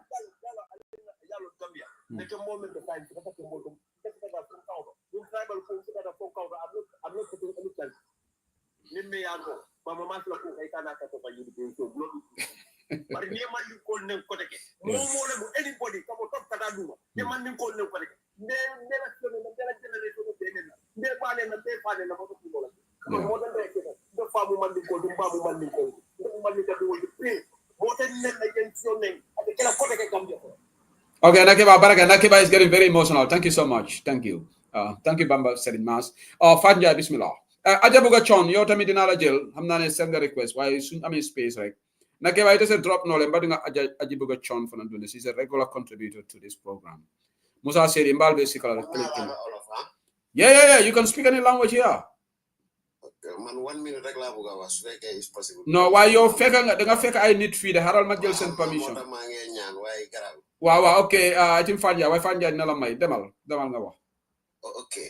Man, Luma Buga Moy, man, Luma Source, and Luma UDP. But to be honest, so fake ni tragal na yala. Na hamne julit na so day yo can I them sabame. Wow. Peter Gomez Lungwa. So say la moy yo kuragal yalla. That's problem be moy. Peter daf de la ka olof. Yeah. Daf de la ka manjago. Yeah. So we had Duma de was la ka. He is referring to the Mandinka. But the topic is also like neck. And I was very disappointed that Peter, at 30-something years of journalism, no more utter this word. Yeah. And you can see the anger in him. Come like the family tear and Manlila they were in Gambia. Yeah. You know, swing Judith Lake. Wow. Force Judith Monyo. The segregation amut palasi dine. Kon man dama fogg ne dañ wara respectante man duma sosé but suma boss ku may liggéey sosé la té xam na né ku baax la you know and nit su la yalla may yena plateforme wow soy wax da nga wara xam loy wax bul démé emotional man lool la bëggona wax gis nga wok you need to apologize. Well, that didn't apologize or not. Lord, that's not Simon. I'm gonna apologize. Don't go force it. Common sense, because I don't speak their language. Yeah. You don't need to go to school. Okay, hanga luma buga. Man, what be goodal ko gatal ko because am na ñeneen ñu wax ne tudut sosé. ñu ngi bank on that. No, haral. Dema buga ñooñu su ñëwé ñu tontu mané su Peter ñi I don't speak their language. Kan la doon refer to? That's what I need the answer. he will never come out. No, you wax ne waxut Mandinka. I want you to respond because Peter said maybe because I don't speak their language. Who was he referring to? Tell me. For me, I know who is referring to. You don't know. You might like you wax ne Peter to head. I want them to respond to me. Yeah, my brother. Yeah. We are all Gambian after everything. Yeah. And nobody put food in my table. Yes. Man suma gisee dega dama ko wax ma dem tëdda nelaw. Wallahi. Man yàlla lay xalaat. Yeah. Xalaatuma doomi Adam. Yeah. Te gis nga this ethnic tribe yi ni gaay di try ni. Yóbbu dëkk bi fen. Nit mënul Sénégal lii moo tax ñu bàyyi ñu gannaaw. Very rare nga gis Sénégal in this type of situation. I tribe. Wallahi. Only Gambia ba individual attacks yi lay war a bàyyi. Nit daf dee toog mu amal la yow lum la mere mu jël benn opportunity rek attack si full ethnic group because mu ngi mere UDP Bantaba or mu ngi mere someone, you know. Yeah. Doesn't tell well. You know. When we have a lot of problem in our country, we are lack of behind because of this kind of thing. Yeah. Peter Gomez therefore apologize. That's the truth. Me, I'm a Muslim. Yeah. Soon I don't speak their language. He is referring to the Mandinkas. That's the truth. Jërëjëf bro. Hanga nit ki. Come out to say yeah. Mandinka because he is professional. He is professional. Lola Peter is educated. He have a lot of people they have sent platform. Yeah. Yeah. You know, most of the Peter is not ethical in this side. Exactly. Thank you so much, Walt. You understand? Wow. That's the only thing I want to say. This over 500 people are watching us on TikTok alone. 370 what? 850 ñoo déglu fii on these three networks. So thank you so much. Gis nga balaa ma dem si Fat Njie, Ndeye Idi is also here, Seren Keita is here, and a lot of people. Gis nga nañ leen ragal Yàlla. Ba pare dama bëgg a laajte ku nekk nga téye sa loxo si Alquran ne Peter was not referring to Mandinkas. Ku gom sa boppa de. Téyel sa loxo si Alquran Peter dafa ne because munuma laka sen laka. Who are these people? Fofu la tontu bi nekk. Thank you so much. Fat Njie bismillah. Ñu continue si waxtaan bi. Hello, assalamu alaikum Sehu. Wa alaikum salam. Maa ngi nuyu ñëpp. Fay nañ la. Di wax bi ngeen nekk nii tey. Jërëjëf. Okay, man leena laa bëgg a laajte. Peter, li wax ne déggu seen laaka. Ban laaka la nekk di wax? Ah, loolu mooy laajte bi. Because waxut Olof. Te ñaari laaka yi la. Olof la ak soose. Gambia nekku ne ñaari xeet yi ñoo nekk Gambia de waaye ñaari xeet yi rek nga dee dégga most of the time. So dégga na Olof. Léegi ban xeet la nekk di wax? Yeah, loolu mooy laajte bi. Ban xeet la nekk di They can help us. Maybe ñun we are not smart to know the answer. Maybe they are smarter than us. Let them tell us the answer. Because apart from source, ban head la nekk, ban head la muna join la muna wax ne déggu ko. Source rek la wax. Maybe waaye xam nga déggu Fanja haral ma rectify la foofu na déggu Jola tamit déggu Sarakule. Waaye topic bi is not about Jolas ak Sarakule. It's clearly about Mandinkas. Mandinkas, yeah. So waxam bi Mandinka yi la wax. Wow. Sehu gis nga diga kenn waru ko yërëm Sehu. Wallahi. Kenn waru to yërëm diga ba pare politique waru tata. Nga xam ne lii lu ñuul la nga taxaw ne lu weex la. Yeah. Yow sa bopp soo toogee doo feel guilty of saying ne lii lu weex la waaye man dama taxaw ma ne leen lu ñuul la. Yeah. Loolu baaxut Sehu. Gambia na ni moo demee doy na waar comme ni ma la ko waxee démba. Gambia ni moo demee doy na waar de. Hanga nga ne yaa ngi wax ne xaw ma tribalism bi TikTok whatever. No du TikTok rek. Man am na ku ma ko wax koo xam ne kooku Gambia la nekka saxut si politique torop waaye lii la ma wax. Mu ne ma tribalism dafa yaaxa Gambia. Wallahi. Kooku bu ma waxee loolu nag I was really concerned. Hanga waaye ba tey rek wax bi yëpp benn xeet la ñoo xeex. Yaya Jammeh fii la taxaw mu ne ñuy dem baakwee yi yëpp soose lañ.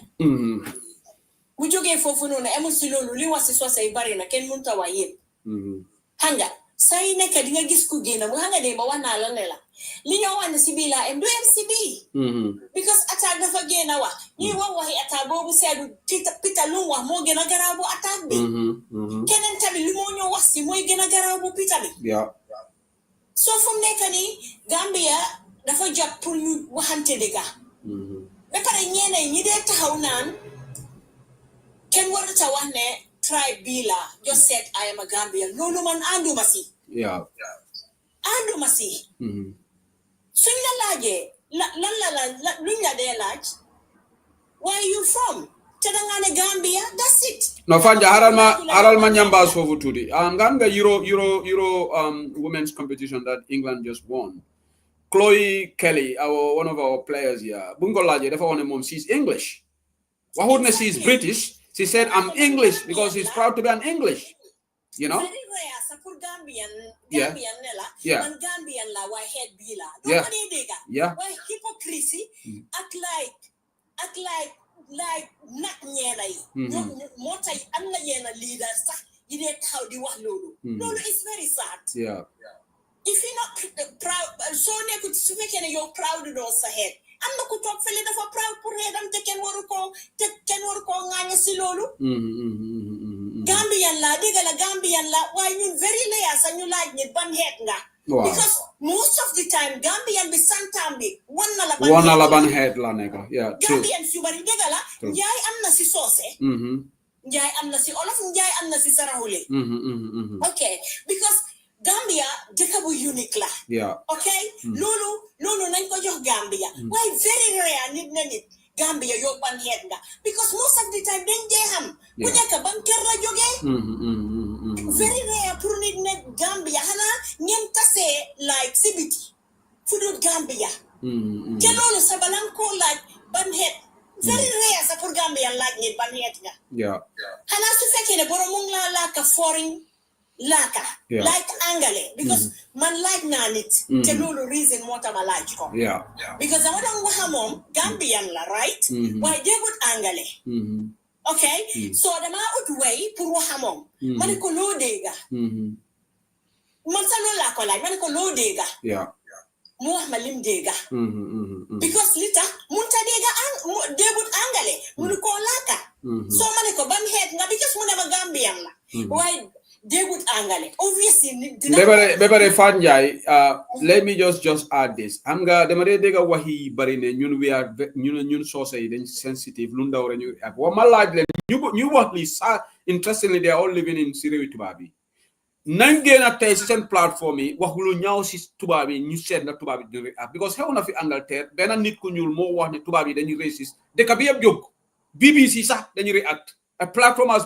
BBC the whole day ñu nekk ci Diana Abbott because Diana Abbott dafa ne tubaab yi dañu raciste xanaa yéen yëguloon loolu so ñu wax fii ne soosa yi dañ di ak tubaab yi génne leen ngeen wax tubaab yi ne dañu raciste yéen si réew tubaab yi ngeen génn dem leen ngeen la wala seen liggéeykaay ngeen ne tubaab yi dañu raciste nga seen ndax duñu ak hey kenn ba fu fii Gambia li fa nekk dafa saat waaw time xaw ma ban élection la fii lañ dem attaque Keri Jambur ñu sosé la ñu gañ ci nit moy papi something baro bi nek xawma Switzerland be papa góor gi sa gañu na because gañ buñ ko gañ mënu ko sustain mu gañu dara gënu ci dara tiga toju ci wota Gambia like to be fair li dañ ko waxte de sosé yi dañ wara ibi sen bot ñu xam naka la ñoo doxale because all the time suñu leen saagee li nga dégga du amaat waaye bu dee ñëw toppa si saaga bi boobu moo dee ëppa kii because nguur gi bu fa nekk tey ñoo ko encourage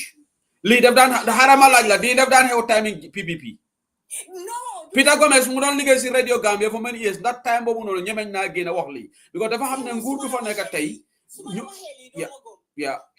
time PPP xaleel la waaye guess what xaw ma ban head la kera man ko watana suma anti da foreba sona time bobo how ma ban head la say I don't know how ma sa lui head can you believe it how ma lui head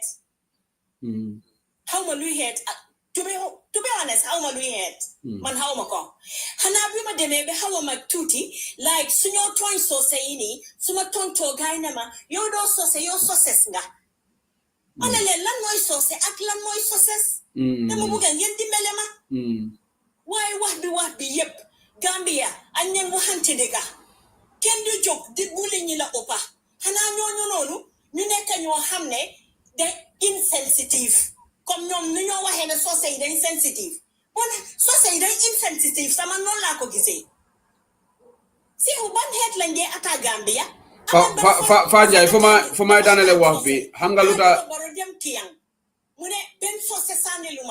Exactly. Who are you? Yeah. Who are you? Yeah. Yeah. Yeah. Yeah. It's not a force for la carta. Yeah. If imagine al harama wahla su fekkene lawyer Dabo mo wasi wahamne plus nangam head B sanu UDP Facebook bi dina don daanu lu baro wax su fekkene Dabo moko wax Facebook bi dina don daanu ak TikTok bi dina daanu lawyer Dabo sañu ta wax lolu sané because wahi sarahulay sa def don wax batambe lolu tam ñu ak su fekkene lu baro wax ne from this word to another word, Domi tribe Nangam Sanu UDP. What would have been their reaction? So we can double move. Wow. Wow. Wow. Wow. Yeah. Yeah. Because it's not a force for sources and la carta. Exactly. So ninga ame right pour nek president so se ditami non la ame right pour ñaka la sanil carta. Dega. Wow, okay, thank you. What time Mungine? Legi, who is next? I even forgot. Seren is here. I think Seren, you came from Deidi. You came before Deidi. Musa is also here. I don't know. Jumala nata Jumana because you not a sign. Seren nata for Musa for Deidi. Okay, and Deidi you come and then after Seren Musa and then Aja is also there. Aji. Really, abaraka vake ngela mwergal kontan nande mulum dela many be join the platform to be a contract. Yeah. Certainly, I just write. I think a few seconds ago, there is something more worrying about this situation that we are not talking about. We're going to talk about this conversation is about Mandinkas. Let me just eliminate the word Mandinkas out of it. Let's say that this conversation that Peter did has got nothing to do with Mandinkas and was not referring to Mandinkas. Just for a critic Sol Mandinka for Komenko, he has not named any tribe. Yeah. The fact that he has not named any tribe, we are in serious trouble. Peter Nkumakawoli meant for. In this country, in the diaspora that you and I are living in, you do not call a human being animal. Yeah. Not even one single human being. You will be in somewhere that is not your house. Clearly, you cannot do it in the UK. No media, no journalist will say what Peter said on the radio in the UK. What's more serious about it is, he said this on a radio platform. And I am not saying he's referring to Gambians. I said I'm going to eliminate, Mandinkas. I said I'm going to eliminate Mandinkas. So the tribe that he is referring to, because we all agree he is referring to a group of people. Who steadily, you and I want to go to sleep in our bed, and we don't stand up for those people. Yeah. We want to say that we are okay for a group, for somebody, anybody in that country, call a group of people that name, and you and I are okay with that to go to our bed and sleep. It's just like in the UK, they call when they call black people monkeys, and even this blah blah black sheep. I don't know whether you remember the song in the UK. The government had to ban it because black people felt offended that they are referring to that song was referring to them. The government came out in the UK and banned it, right? Exactly. And for me, I am not even gonna say this is he's referring to Gambia. He's referring to Mandinkas here. I'm not gonna give him the benefit of the doubt to give him that. Yeah. I will not. But I am saying I am gonna stand up for every single tribe. Yeah. And I want a clarification from him and any single group he is referring to. Not in my name, and I am gonna stand against it. And that's why I am on this live. I am not here because I said he is referring to Mandinkas. Let's give him the benefit of the doubt that he said he did not name any tribe. But now I am interested to know which tribe he is referring to, even if it is the tribe he is from. I am standing against that. Yeah. And that is my worry, and that is what is serious about our community. That is what is serious about our country. The fact that an individual can come out and stand and say such a word, even if that individual is referring to one single person, You and I and every single human being on that Gambia, in that country should stand up for that individual. No individual deserves to be called an animal. No individual deserves to be called the words that he said on that platform on that day. Moreover, a whole entire tribe. And this is why I'm giving him a benefit of the doubt. To know the individual he is talking to, or the tribe he is talking to. Because even if that tribe, he belongs to that tribe, I think every single Gambian should stand for that tribe, or every single Gambian should stand for that individual. Okay, the goal can someone translate? So what why I am speaking in English is for Peter. Peter doesn't even understand Mandinka according to him. Exactly, because he said he cannot speak their language. I'm not sure whose language is that. Yeah. But I am sure he himself, when he was talking, he was speaking in English. So I am sure he can hear. He started speaking in English and then delve into Wolof. Exactly. And right now, if I have to speak, I will go into Mandinka because that's what I am. Yeah. Okay. Thank you, Ndaidi. Let's give chance to others as well. There are a lot of people who want to join. So I just want, for orderly nature of the program, it's going very well. Everybody will be given right to speak here. We are all Gambians and we all have different views, our views. But I want answer. When Peter said I cannot speak a language, which language was he referring to? Because clearly Peter will not just say I'm not speaking their language in the vacuum. He was clearly referring to a particular tribe. So which tribe was he referring to? Let's help ourselves out there on that answer. Setting Kate, I tell you are next. Then after Ajibuga Chan, Lady Chilla, Fat Jan is here, Lady Chilla is here, and Dabo. There are a lot of people. Musa Siri from Meta Jane. I think Setting, you are next. Or I forgot the order. Setting, you are next. Yeah. Yeah, thank you so much. Assalamu alaikum wa rahmatullahi wa barakatuh. Wa alaikum salam. Ndebe memfola dora wala muko. Seku ninyanta kasupaple. This has to be stopped. Nindel hakilo manjamfa. Every now and then, more family katara fudiri sol kono. O men katara fudiri sol kono. Ima long tiba akela nyame meye batandi wala. Ila downfall membe batandi kan. Ikana wala figure di mandukol. So for that being the issue, Peter is a la platform auto. Me yalon ko ataka tem professionality. Me yalon ko akay do ko nole. Kana ko kuma kan sifale fo. I'm very disappointed in him. Then na mo kan. And then more on the yalon ko is sound Gambian na mo de wel ma condemn. Mo kilinata condemn la me yalon ko is racist. Racist or run Peter condemn la. More on the yalon ko man Peter condemn is racist. Sering laugh. Then na mo kan. Because Ninsidi Amoni, Ndemalo Muneka Tina, Ntola Moru, let's say our musician, Najonari Soul. Why are they even bringing this tribal talk every time? Exactly. Politicians. It's sad. Them. Nita na political party yodo kono. Ni wol sita wol finance ko nati na ko ngado meno we history narrate lana. Ndema wol ni kirib karabol ni mandi ko le fuga. A political leader. It is same. Nimbe track them. Ya family ngamen for put to gain momentum. Yeah. Because Mandinka nga lonne ni la fita. Ya man ni la momentum sotla watu men na le kana Kenya do Mandinka. Nde men kadi ya man lete. Nde fama le Mandinka bari mbama musu walati. Ikana ko Nde fama mandi bari nde bama musu walati. But this has to be stopped. Ina ko because it do unto order as you would like others to do unto you. Because nin man can be put same. Nin man the call will react to be. What will happen?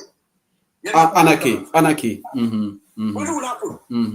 If let them all they travel like all they sila they all they intimidate can. That's what they start. And then to Fananka sila le kavoko. We don't want them to call us tribalists. So what happened to whole Bayland? This has been going on and it's hard to be stopped. They come all the yenana yela foolish kumul natinang yela kumanori natinang because munaketa mbele dendi wa Gambia bankola. But hey, respect. Inte respect. Na sequel boni na diamolu kono. Yena kumo men kamen for. But you can't sequel be kana munakam. It's a scam. It's a political. It's just for political gains. Yeah. It's a scam, Seku. Seku diamo yad abe scam lem. Atake menke is a scam. Ngafole. Ya family ngamen for because moneke a fools. Maybe I don't go little bala mo la name for the madam for the body go faster. So you gain money from them. Nobody can fool anybody. Serin, before another person, I want to ask a question, and this is for everybody. Senegal, their musicians normally have beef. We have seen the banter between the late John Second, Yusundur, but they never inject tribe in their banter. Senegal. Yeah. Why do our musicians put tribe into this? Senegalese musicians have their differences. Yeah. What I understand. Sorry. Like necessary, ninja lafta momentum sort labi. Yeah, famu. Ndemu jola the example. Yeah. So what I will do? Yeah. Ndemengel mbafla ko ha. Ndekany mandikol mantram fasakal. Ya fana suwal mantram fasakal. Pour kambadi jola chokos. Ningol chokos ko ditiel mejo fana ko yo. Madum fana ngam fana yelo kandindi. Ngambadi jola fasa. And then dimala ka benefit soto je. Ite meyo move be la fasa la itala rice up la. Itala be la before fan la. Kodola, and then Yemol be fully banko be do yor. This is the scam. Remember caring it. For very young, immediately man amount throw that way man. Yeah. You know, I was laughing because I know this game. Now they can be play. But people are not seeing it. In the uncle and the baje can damage to say. It's a scam. Well, I think I'm more ninja, very politician or colonelmente. I stood against Adam Baronyola from Kobe, a base scam them. Your family coming for many better with a base scam. And some by fall in political diamond make the Mandinka pool, a base scam them. Enough moment coming for scam. Obey Nakotro, Matu Nindia Mutating, Molbe feel la yamming, Molbe support la yamming, Molbe fekela. It's all scam because it's full of the men of William Bronco. My interest, the control file. Hey, be that person that you said you are. You're understanding coming for your bank till Nani Sirola. This is what we got. But Kabiyama ni watu wadi asina ni mdeso kwa niyako so I'm so devastated Seku. No, don't be devastated. Abaraka Sering. Abaraka Sering. Abaraka. Abaraka, I don't want to drop knowledge. Who is next? I think it's Aji or Musa. Musa ni Aji Jumala follow Juma Saba. No, Davo, you know, not busy account. Oh, Davo is legal Sabang, right? Yeah, illegal Sabang. I'm not busy account. Okay, go ahead. Yeah. Yeah, love me for first of all. I comment section on this plan of offering. You know, I be makola because ni mablo offering. You know, safero dolbi kaje askeno bela life ni bad drop la duman. Now moderator ya offle the comment section. Exactly. I didn't want ni molbe diamola. You know, come you know ngat tribe ni ngapo ni because kuno go warning na naran telephone ko but nge ignore it after in life ni shut down wall. Okay, love me for the sake. Wala muyindi is very important. Coming ko. If I any life mala, you know, come more better than the concern it and la new pola. Ni manga coming ko, ni kelo bet la manding call damanebo. Because nga more jele milia longo, if in the Facebook alto, ye video that I understand it. Iko, because of ni mol man nimbula, I understand it. UDP te ganyela, and I don't care. You understand it. But nte one thing about for I understand, more milia longo do call foka. Kafu ko ni man kelo bula. Because of you know barobe winal ni ano e katro fay baroy but min nyanda stop la min nyanda stop la pita man ke dindi se you understand it pita maybe ndal nim pita di on lese kino flanti pita ni attaque kuma kan fo pita la platform mol ka findine ka fo ko pita kumo min fa man tare man nin kol ma because am man nin kol to mention kabrin na platform mala nga wole nyinin karoke iko pita mamani ko lakmo ngo attaque nyum ko after attaque la yinko se ko yalo ne video le bullet attaque la yinko no right now the farmer jallo fana nyum masifal dunna nga farmer jallo fana audio very nasty right now it no money clean benyora it you put all the money ga farmer jallo fana the same money ga sata fana money ko bele bulaje because of it nem bemba drama da money you want to put all the money ga si comme Allah to money ko ka mo kundi Allah to money ko ka mo jawdi Allah to money ko ka mo de mi aronko e man na fa so banko ka se ko moto ala outla mo ndel be pawol nim bawol mo money ko le you understand ndeyele mol be money ko le akra nyaawo nya se ko pawol e mol le sino banko ka ye lan wala di mol law banko ka e kana money ga sada wolto ye na je ye lan kundu ko sida adja dawra jata be do ibuke balala ngo ni dada fladu ifladu mutundoldi bari fulaka mbuka foye mani kawne je dominate bolon kono la bankol kan wo sate bal mi be jabe moni ko sate balle inara combo wo sate bal mi be jabe moni ko sate balle sa ite be moni ko la kuriya fo no la nyadi ite moni ko la sula ya fo no la nyadi moni ko sa keno sulodi ite be moni ko mil fo e ba fo wol musulodi ite fo ne fo musulodi because ite la mol ko da mundo fo la mol ko da wulo ko tembo no don't go there Dabo Jola don't go there yala be nyami okay hold on Dabo Jola hold on listen Dabo Jola hold on no hold on I have to intervene. I'm the moderator. I will take responsibility of every comment on this show. This is very different from other platforms. This is a UDP platform. We are trying to condemn Peter. We cannot do exactly what he did. Okay, just condemn him, but don't do what he did, because otherwise, if I don't condemn that, I'll be hypocrite. Okay, you don't talk. Let's talk about Peter. Let's not talk about his tribe. Okay. Okay, thank you.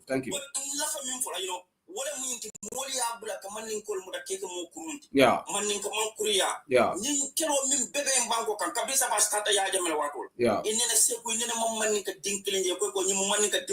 Abana fa be maninka diwne aloda wandi tribe muda ay ko ay mention akoy ko te atela mu tribalisol okay ika tribalisol bo tribe milma won maninko le and then ni nyanda stop like because now man stop ndema ngudo londe I don't know nobody. I tell you guys that even Nalia know alina platform will be shut down nde I have a different platform. I have 10 different platform million ko will be they have thousands of followers. Yalum kuna le platform so down. Aliyama coming go to the Murona. I come back with this platform and then tell you even munekira ni nkiro man stop. Ni mansa kuna mi alonga bije because anambaro yama coming go nyumala gene coming go madun kana kumafu. Police will be a million alonga say Peter Gomez Manol they question him. Peter muni anani te nyim ko manin kolma. Muni mu problem moti. Manin kole mun kule katilla. Farmara jallo the same thing at MPP. I kuma min for manin kolma mota hayla audio play na jam. We have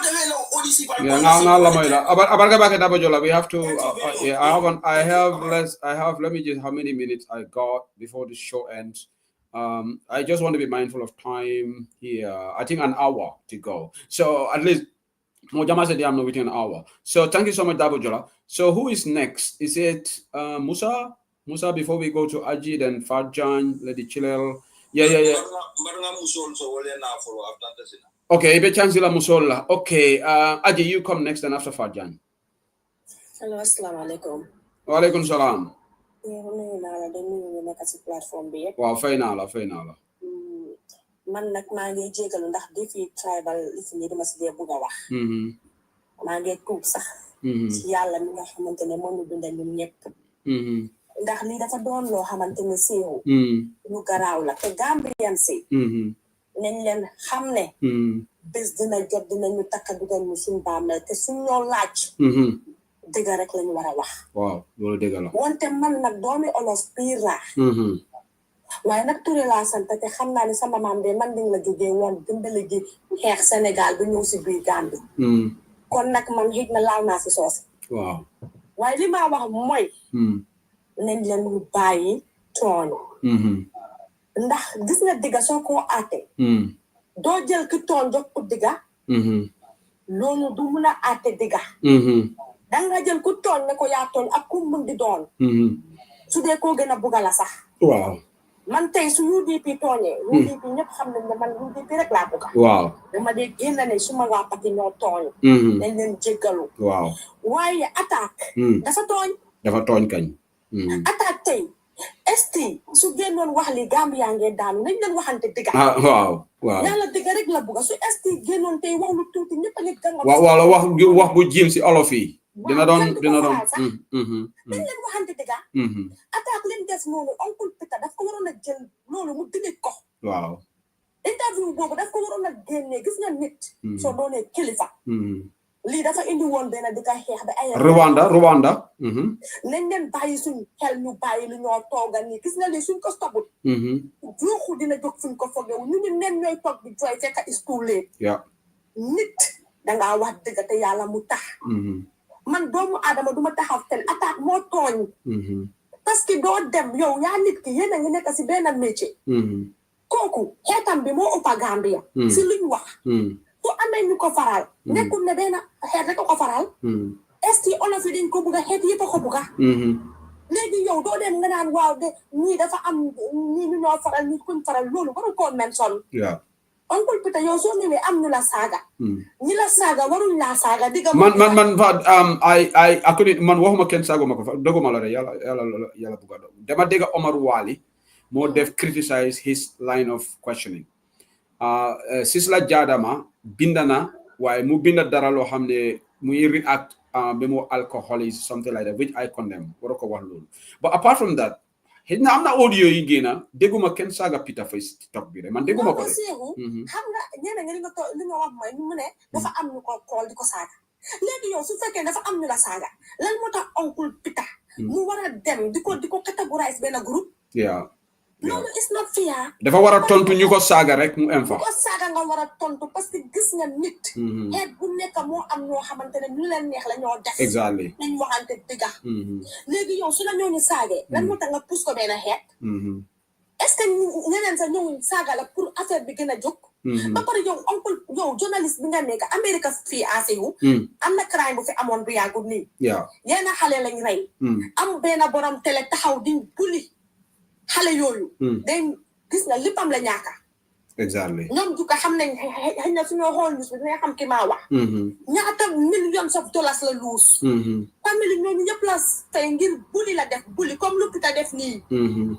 xam nga lii dangaa wax ne bulli la parce que soo waxee ne man dégguma seen laaka yow ban laaka ngaa waxal xanaa laaki duma yi ngaa waxal wala laaki jënd yi aji doguma la sa Angleterre sa fii xew na fii dafa am benn prominent match of the day ku ko dee present dafa am benn Zionist message boo xam ne daf ko def si xawma ban account ndax Twitter or whatever one of his social media account dafa def loolu mu indi werante bu bari fii waaye dafa génn apologize te kooku moo ëppa Peter Gomez in terms of importance could they have match of the day in England ñëpp xam nañ ko Gary Lineker kooku is more high profile than Peter waaye bu angale soti ko ne warota share that message def ko share rek de waxut de dafa share de Angleterre ñëpp a jóg fii criticize ko waaye dafa si saa si rek dafa ñëw apologize waaye xam nga ñun dañ di apologize you know su fekkee affaire yi diine ak affaire yi gëm nit dafa sax si xolam bi nga jógee nit ki dafa war a bañ di ko laal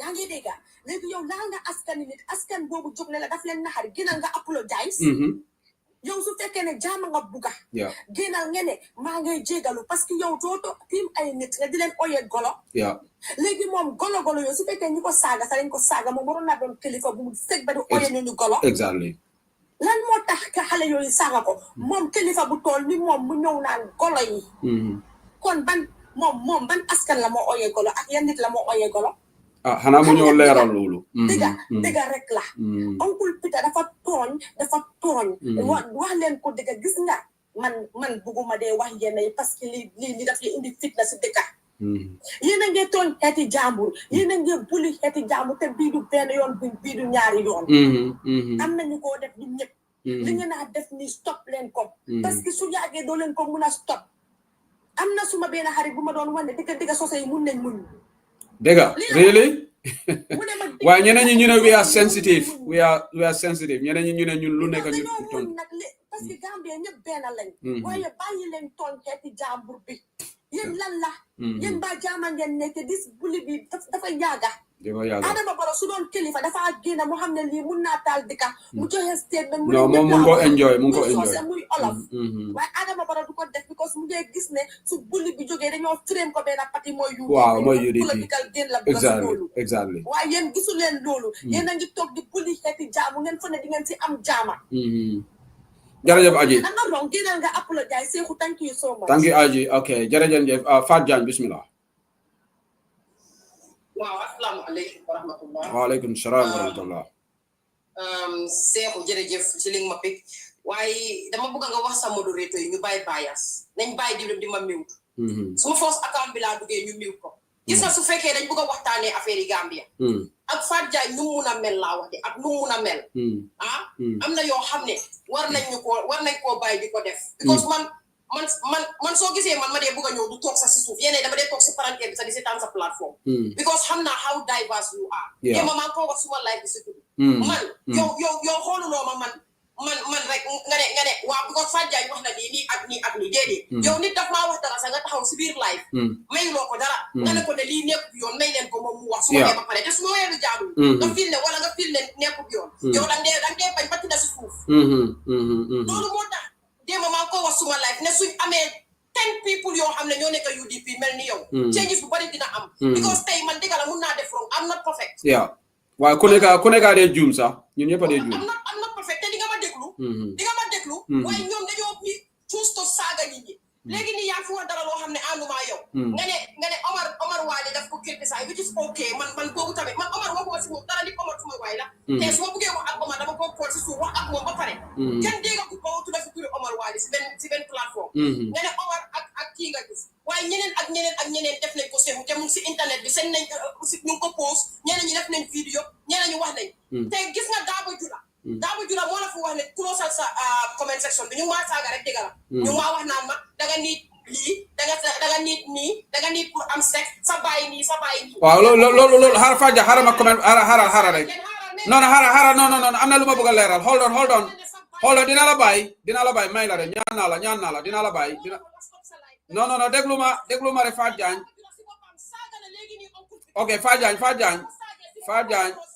xam nga Daba Jula mu do wax fi ma interject balal ma rek man am moderator in the show dina la bàyyi nga wax ya déglu ma rek Fadja déglu Fadja dama mën a may rek dama mën a may Fadja I have so much respect for you déglu ma rek if I want to interject just give me a second man holuma comments yi why I don't condone insults I have two moderators here you know yourselves if anybody is insulting I would be so disappointed that you don't delete the comment or you don't moderate. It doesn't matter, even if you are UDP.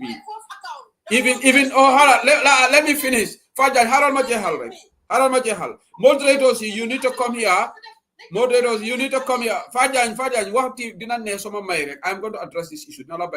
If anybody is a moderator here and you are being biased, then I will remove you from a moderator. This is a UDP platform. We are not going to be biased against anybody. If anybody insults, don't encourage. Fadja should not be insulted, just like Fadja should not insult anybody here. Man, I am focusing on the discussion. I didn't see comments. Why I don't control insult. So anybody who is a moderator here, so this is saga. Saga Kenan, then you are not responsible. You are not fit to be a moderator for UDP Online Bantaba. So I'll be so disappointed. Fadja, if you can a screenshot of those insults, send it to me, and I will address it because this is not fair. I swear to the Holy Quran. Okay. They insult me. Okay, carry on. Now I've addressed the issue. Go on. Okay, carry on. I have addressed the issue. I will stand by Limata. Okay. I'm going to respect it. Wow, because they got them see Baro. Because Hamlet, take us a nit more day too. Nit take a day too. Your smallistic wine or Tagumana, because Jogulo Matara. Yeah. Why don't I come there? One hour put him on it. Bill is a telephone. Once you pop on money, walk with the open minded. One to Malapagade. The UDP at 4 moon and make a global death. In our house, if I take all your answer. Why the money UDP? So I mean 10 people of your internet be. Nobody in the chain. When you want to be any more than one, you don't think they're going to do colleagues. Lima send military day. What a small day or do a general life. Well, let you not focus on Peter. Let you not focus on what Peter. From my address, Mohammed, and they are still doing it. At whatever bully they are doing, when I don't care. This is what I say. We are going to get Papa. You can. Why I'm going to get Papa? Yo, lady chilel mola ragle. Lady chilel dinala ragle. Lady chilel. Kokola la bayan. Mo ragle na. No, mom, super why? Why you make right now? Why am I how I get lady? Because no one can do what I would. Why you want to like Uncle Peter? I don't like the look at when I do a laka send laka. Wow. I will not come to because I'm not for Lumaler. Demala am Lumaler. So what didn't yala what I'm Lumaler was at the core. Uncle Peter said that Lakuma Sumala send laka. The language of insults. Mom do them fofu. Kukabuga jelna. Uncle said it. I said it. Kukabuga jel. Nako jel. Kukabuga jel fine. Why no put the father Uncle Peter? Why man fumata how leg? This one will apologize. Why come there? That's why the lakuma send laka. The language of insults. Mom do fofu because mom laku lolo. Lila am dema luma leer motax ma ñew diko leeralat sa biir fi because lolu am wa ci won luma leer moy the language of insult mom la ko lolu tax. Okay, so Peter, according to your lunga, Peter, when he said, I suspect because I don't speak their language. Wow. So Peter, their language more saga. The language of insults, wow. Okay. Okay.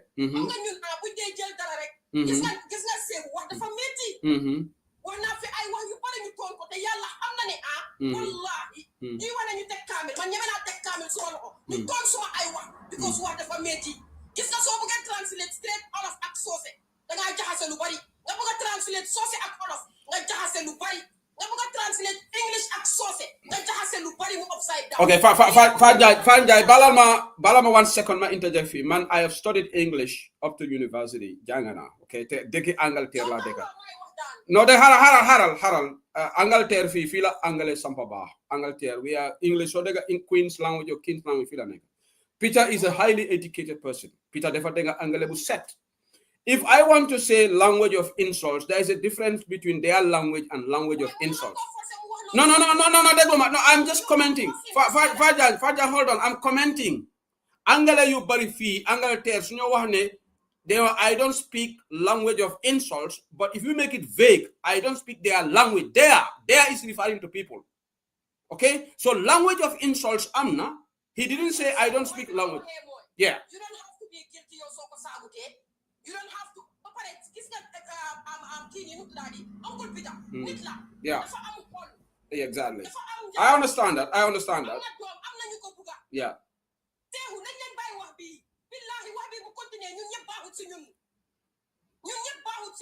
I will let you speak and then I will react. Just go ahead and finish your point. Yeah. So I have a question for Fajan. Okay, Fajan, would you allow Madam Sane to ask you a question? Okay.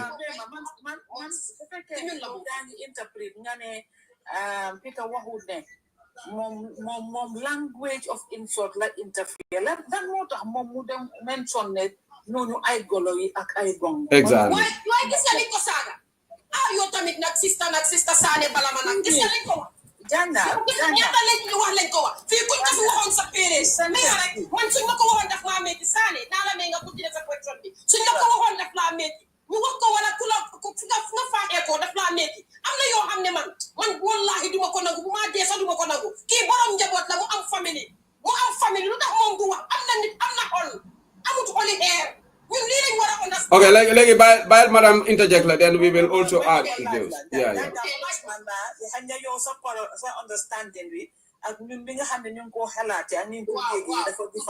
because the subject matter was an issue dealing with attack. He was victimized by Mandinkas. Because Mandinkas didn't know she platform and didn't know she platform and all that. We are happy, Nona, in the later on, we apologize. The problem we all have, Peter is a respectful individual. Yeah. Impeccable character, we all happy. Yeah. Mistake. Yeah. This time around, one day might be on one be wahe do malaka do ma de laka ser laka. Then why did he proceed to say God agony? Because even mom so fake my manjago ngane la ko los malaka ngane ne golo ye manja golo ye gongi ana mangawa. I will even see myself into it even fake man manjago la ne ko ma sose. Wow. One context be. Nega add up ne dafa wax de. Okay, those of hold on, Haral, Madam Sane, let me just address this. Moderator, those of you on platform saying that I should drop Farjan, I'm not going to drop her. Okay, stop dictating to me what I should do. I control my show, and everybody's allowed here unless you are insulted. No, I will not. No, hold on. I am seeing a lot of comments on Facebook. Look, no. It's not about Farjan. I'm not dropping anybody on this platform. Okay, it's not speculative Farjan. We are a united democratic party. We should be open to critics coming here debating with Alaji Usenu Dabo is a Democrat. Let's practice democracy. As long as she doesn't insult, we're not going to drop her. She has a right to her opinion, even if the opinion is far-fetched from ours. Gambia, Alinga democracy inculcate. We have to be tolerant. okay?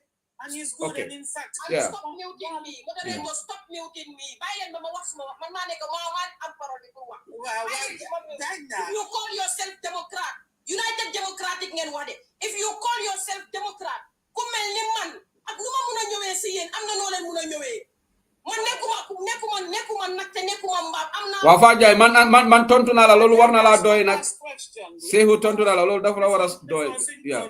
My last question bi mooy. Yow sa understanding. Lan la Peter mean ci gong yi ak golo yi? Man that's the last question I have. Wow, okay. Lim mean si loolu mooy man suma understanding comme ni nga ko waxee which I really appreciate ni nga ma ask question bi. Yeah. Mooy ñi nga xam ne ñoo ko nekk di saaga ñooñu la nekk di waxal.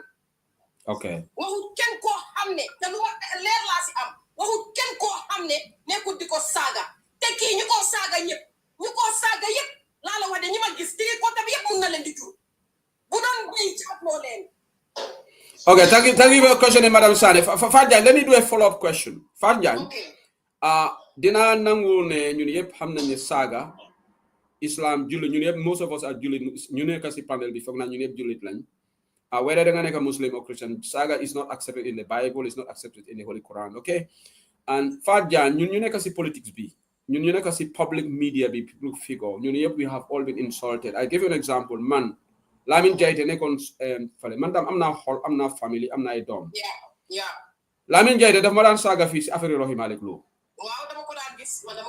Waaye Shehu Sedili ndax dama ñëw lu Peter ñëw def nga tontu ko ne ñi ki golo la or whatever because ma xam naa ne non na déglu xaral ma daaneel te Peter level bu mu am si media ñun yëpp kenn xamul ko fii Peter moo war a gën a mun a am ne ok man suma level bi jarut ma wàcc suma boppa because Pa Modou Bojang is also a media journalist guy dañ ko dee saaga every day ma dégg a guy NPP di ko saaga am na benn waaji fii saaga na ko sax dem mu dem police mu report fa boromam waaye police yi defuñ dara xam nga kuñu report kuñu saaga ba mu dem police nga xam ne foofu kooku saaga bi naxar na ko de ok lawyer Ousainou Darboe lañ dee gën a saaga fii than anybody lawyer Ousainou Darboe na dafa musa def lu Peter tu lawyer Darboe su wax tu tontu tu dina disappoint ñu bari te dinañ ko criticize ne kilifa la warta tontu nii so yow ak man dañu war a d'accord na yes Peter xëy na saga is not right waaye dañu war a ñu yetal Peter ne because of the level he commands war naa doon tontu in a very diplomatic way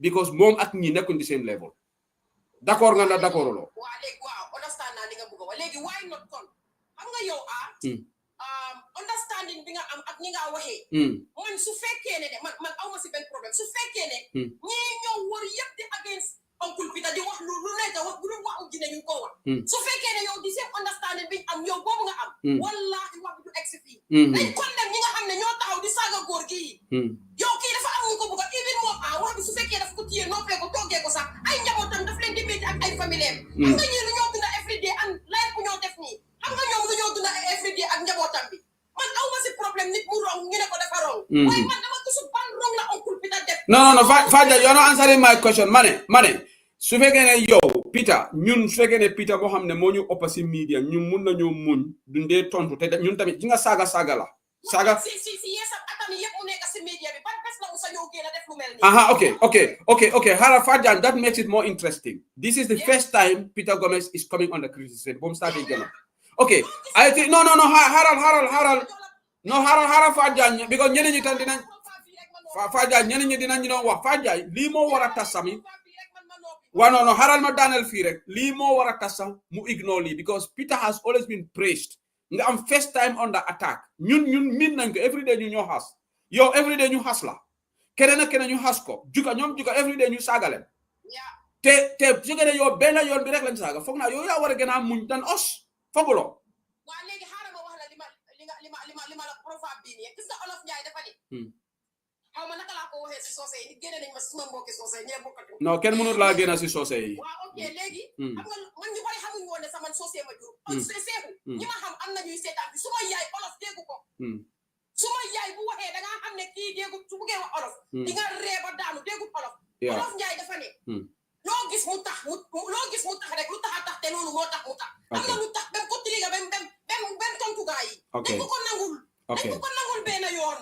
dañ ko nangul ñu move we can move nañ leen jàppoo so yow boo ba léegi daal yaa ngi si side Peter daal Okay, jërëjëf Fanjay man lu tax ma ñëw tey sax ñoo xam ne dañ bëgg a dugal turi UDP si wax bi gars yi soobee ay ñoo ko def démba si TikTok bi ñu ne Peter Gomez dafa am problème UDP loolu daf ma naxari loolu tax topic bi ma indi ko because bëgguñoo involve politique lii is within Mandinkas and Peter has nothing to do with UDP and loolu tal ma bëgg a leeral because bi UDP platform la we have no problem with Peter te UDP is not going to boycott Peter in fact uncle waaw dafa fekk ne ñi nga xam ne ñoo nekk di saaga Uncle Peter ñooñu yëpp de associate seen bopp si UDP man gëm naa ne duñ ay real UDP yeah okay real UDP should be like you okay jërëjëf ak ñeneen du yow kenn rek taguma la de pour ñu am ko taguma la li ma gis loolu laa nekk di wax okay thank you Fadiane let's go to ñu dem si sa xarit bi lady wasala jërëjëf Fadiane thank you for coming Musa Sedi you are next or unless if you want to give the floor to another lady Musa Sedi you are next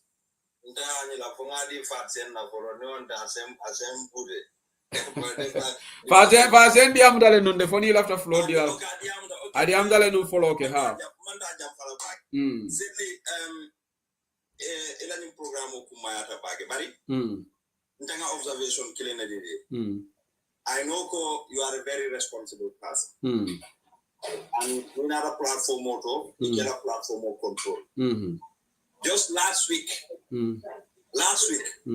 somebody insulted me Inte Senegale, Ngate, Nenga, Jangela Pura. Maru Jumale Nene la Facebook or the Nene. No, Musa, I never got any rocket. Okay, but more Senator Barintana Longo woman can there. Because I can't take a fat Daniel different. The fat Daniel man can have a Facebook friend. So Malon, I don't know from where. So, but me sadly. Okay, and you can mute. The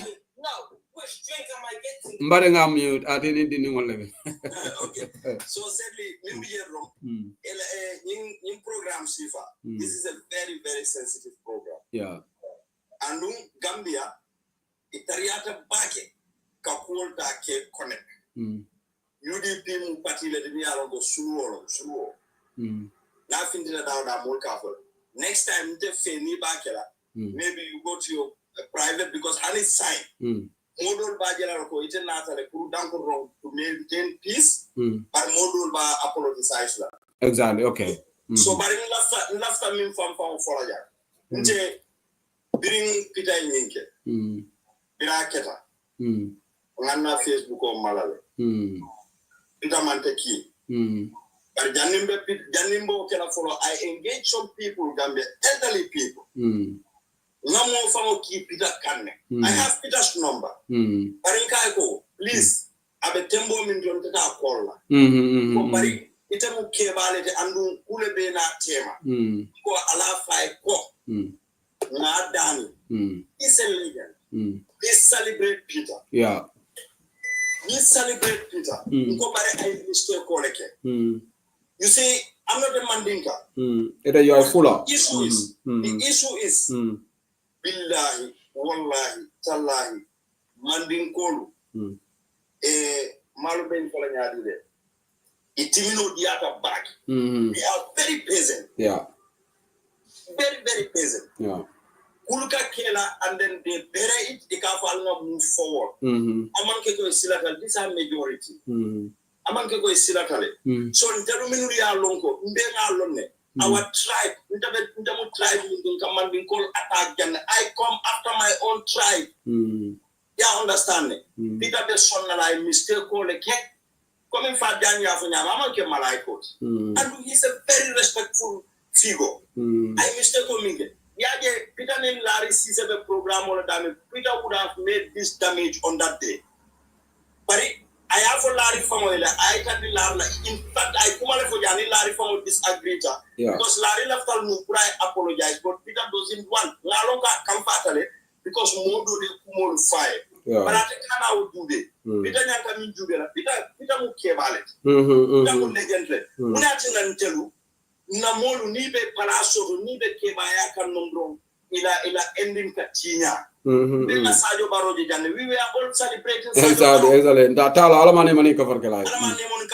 We were all celebrating. Sadly, there was a time we can found in a program ko. Kurunga sedi, kurunga sajo baro. Nga make sure ko ye medalo prepare diaspora ja. ka medal wo wato don sabi baro ya atata dan for mo ka understand mo yeah understand mo ya kata nyawnya to put him in order mankeno he went astray we don't want Peter to go like that. Peter is a legend. I mistake corrected.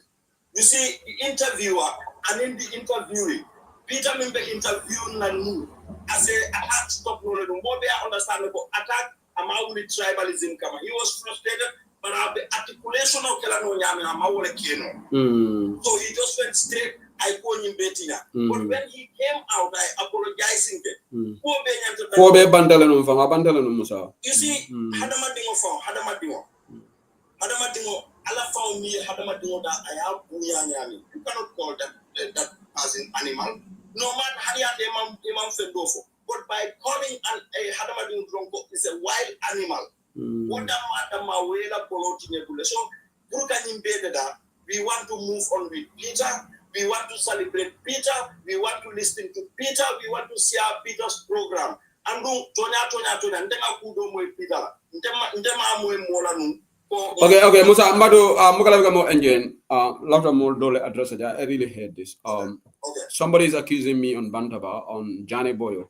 You know what? Famous fake account or whatever. There are things that you can. I am not encouraging anybody belittle Mandinkas, okay?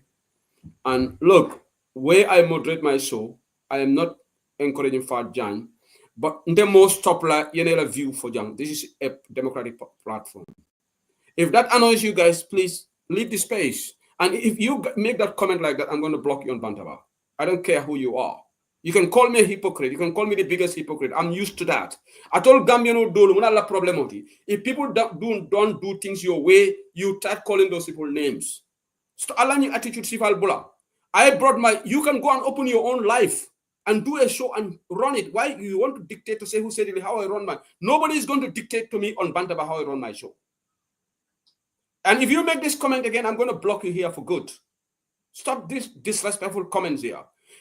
Just because somebody insulted another platform, there are a lot of people who insult, but they come here and I allow them to speak. So I am not opening this show. And if I done in front of me,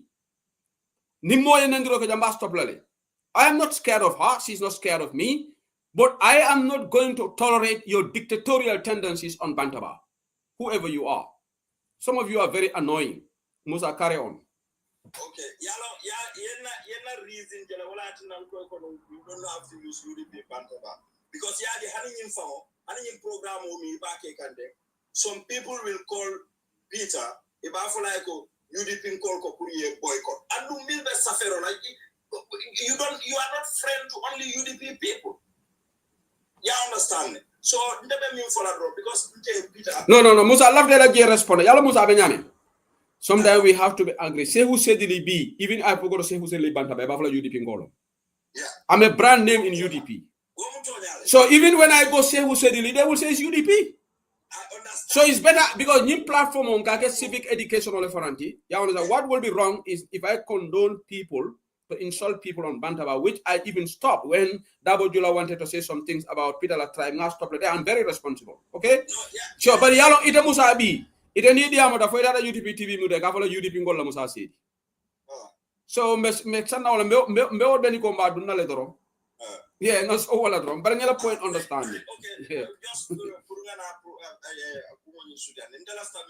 Yeah. That guy, I think she is very influential and maybe she get contact with Peter.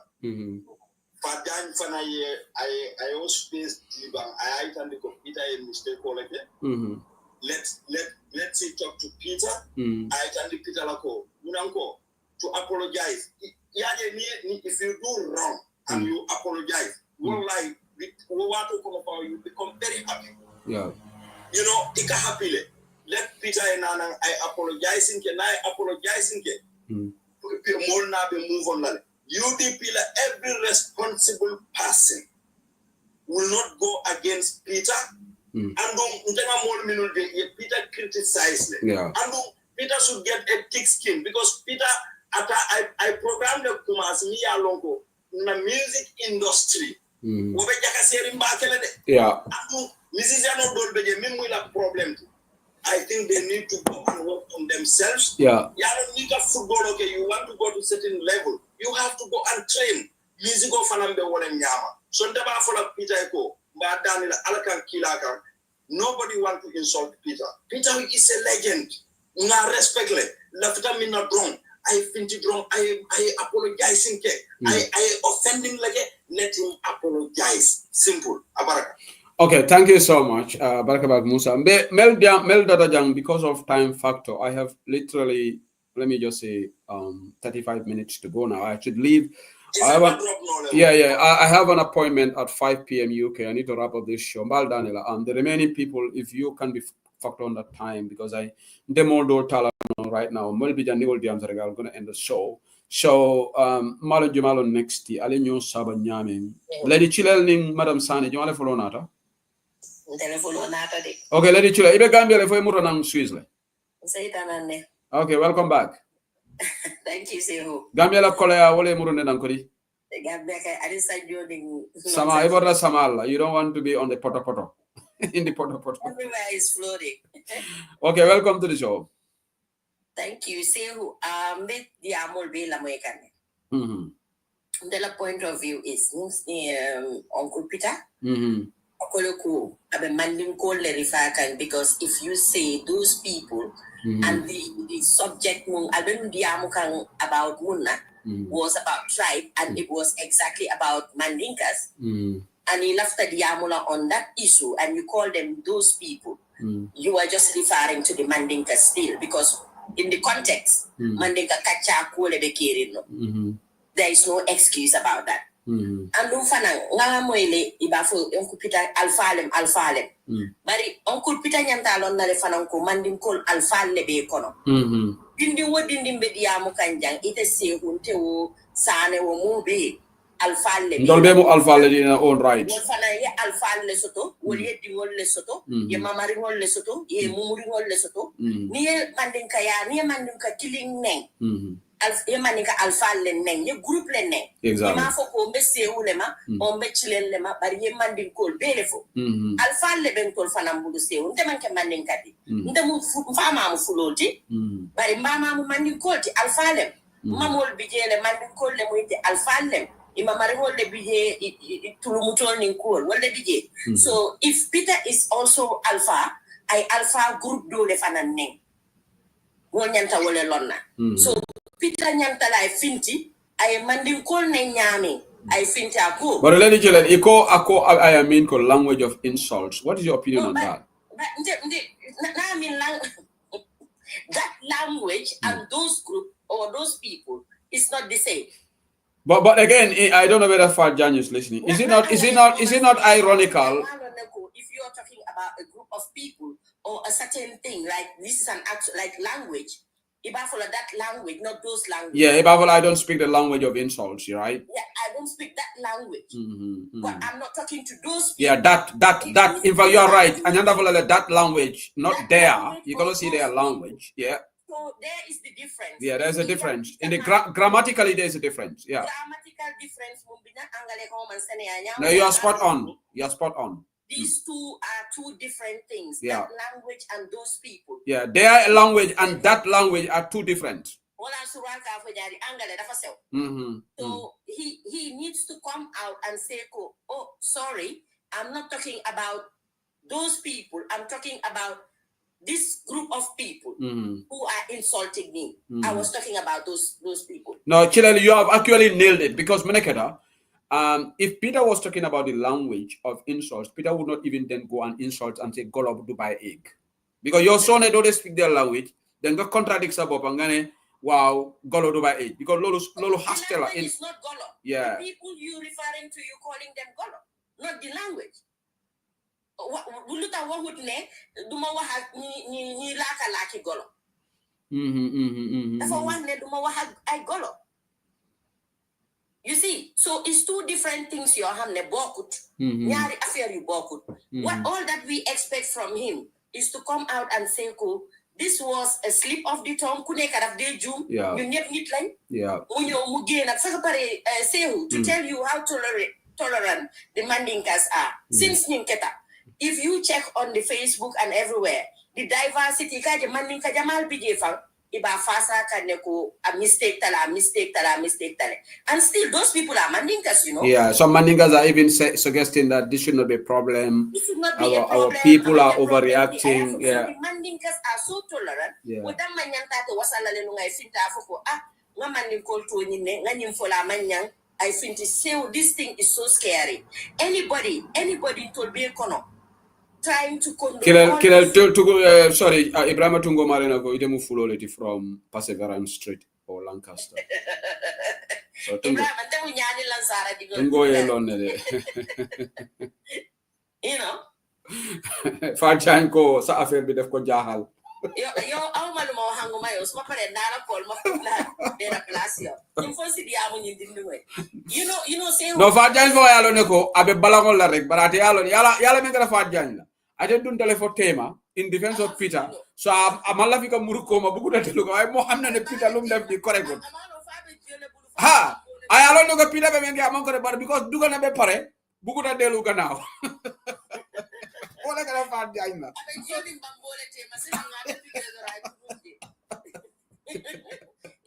Say who this language thing maybe jolo na mikola but it's scary. Yeah. No amanga chahanoti amanga chahanoti. Mo ya lon ko ye manjago attack le mo be nyanta finti. Ndeni me manjagol ma jambe funtila mbe. Mo ye surwan attack mo be nyanta fintila le attack mo fulol attack mo be nyanta fintila le attack. Yeah. Itandila ko you know before this politics fango yani mbesil all this week before the political diamu kele jam. Mbe nyanta le ngani si ko folo kele ay banda mangol tema sehu. Then we can have a civilized conversation. Exactly. Because ni siku abe Gambia samba kan direction omuna. Yeah. Agarauta baba bakele. And we can see associate with any party side. Yeah. And this is very sad. Biniko sobe ba follow in the party all of la. Mol fanangole fodi. Mol go dol mo party all of let. Niko baro ba follow party poll la. Party poll aksara hole. It's just scary. Yeah. We don't have to be like this. We all grew up in Gambia. Yeah. Gambia was nice. Gambia we were one people. Momalon jumatin kadunyola sol konon kanyola tomorole domon kanyon futu. Very big Gambia. Everybody be American young come because of these tribes. It's so scary. Go, Napier, I cannot pick you up. I'm sorry. I can't. I'm sorry, guys, because time moments. Time moments, yeah. Abarga bagale di chel. Sane balamang. Fashion balambiane. Sane balamang. Sane balamang. Bamba masko ya so ala ta fen sutu ne fala. Malon voice. Okay. I just want to clarify this.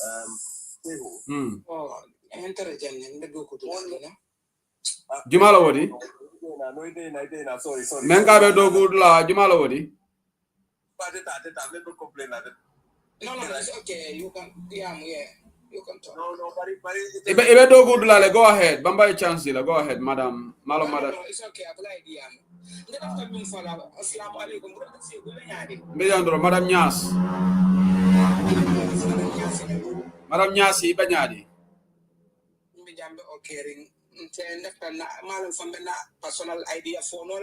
You are free to speak. Ila opinion no. Yes, afo. Okay, very good. Yalam brother Siku. Yalam no problem of form and Gambia political because Gambia kata nyame ni mi hakil to find ni la own body or form kana problem also but ni mo language problem all ya understand right? Ha. Duntol mo Gambia no let duntol mo Mandinka let. Ya understand le. Dun intel parents so intel farmer mo alkal content duntol mo Mandinka let. Ya understand le.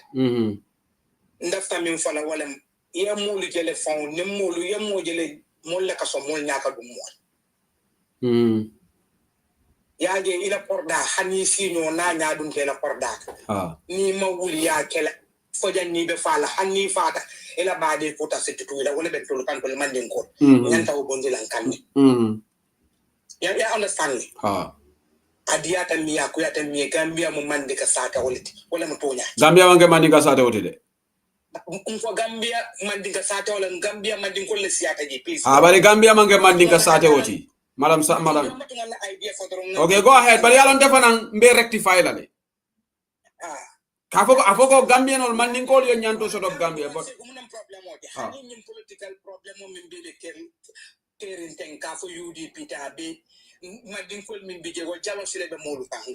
I agree with you on that. Yes, I agree with you. We need to stop that foolishness. Yeah. I understand. Yeah. Yeah. It ID card table in year 2026. It's a carte file be mul batande la diamola. Ke fan kam fan de mul kam may te mul di panol. I cannot check my WhatsApp. Nenka ko ngana WhatsApp check nda check la no sorry. I'm using my phone. Stanley te puke no la mola. Ila diamol le kasia. Aka fo minna ko was language. Nender language, Mandinka Nender language. You understand? Yes, my palo ne kwa ka fo Mandinka lemu ntolas yo wolam Nender sit ntolas yo man Nender sit.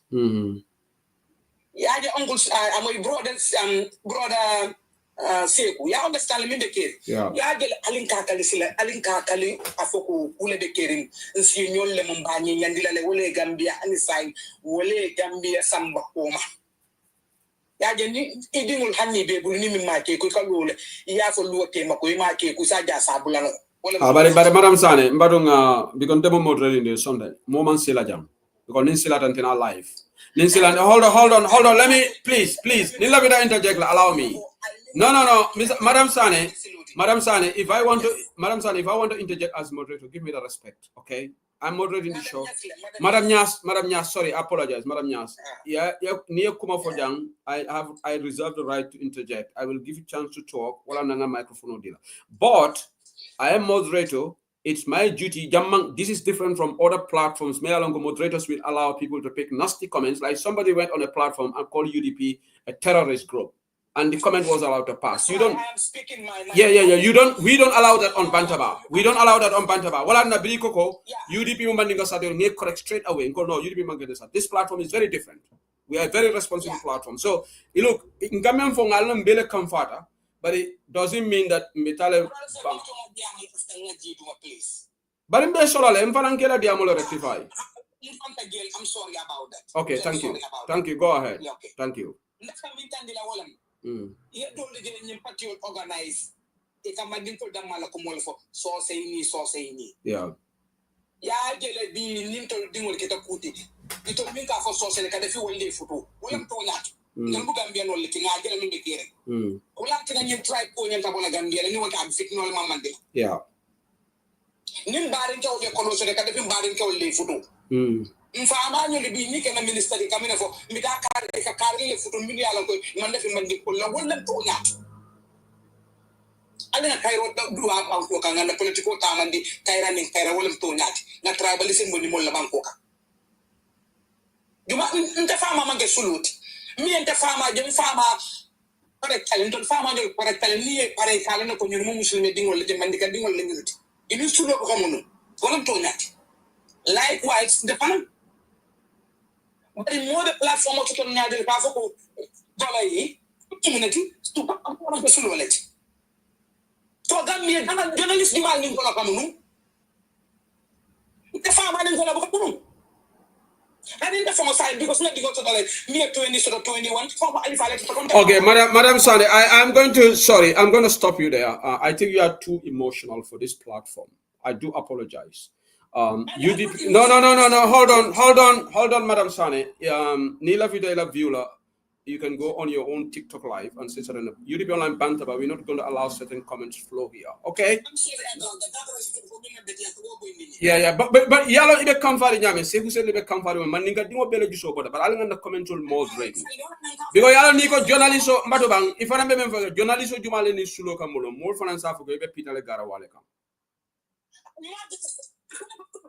So yalo we need to be measured in our comments. You understand? We need to be measured in our comments. I'm sorry. Yes, yeah. Let's not go there. Exactly. It's good you apologize. You withdraw that. Thank you. And this is what every platform, this is what Peter Gomez should have done. Peter journalist in London. This is what Peter should have done. Because I'm controlling this to the extent that Dolben comment can come but I don't care. But I will not allow certain comments to slide on this platform because I'm very responsible. I'm sorry about that. Yeah. But I feel that No, I understand. I come for understanding my sister. Yeah, I do apologize. I do accept that. Thank you. Thank you. Ila diamo conclude ngara bamba masia. Thank you. Yeah, exactly. I'm so sorry. Not that I'm for me, I don't because I intend to be in just I mean, I want to brother say, while I'm get tribalism, but the mullah political. Yeah. More way, political in civilized way, come Senegal, Yakinyami, Yantamin Lundilla. I know the very buffalo. You did think for like one of my difficulty, whatever and woman bet tribalism. Okay, yeah, Baraga, ngara bamba masia. Madam Yas, yeah, now never come back. I understand. Thank you. It's okay. Even in the comment section, more about observe can never come far in. Well, I'm more comment because you are very angry. Okay.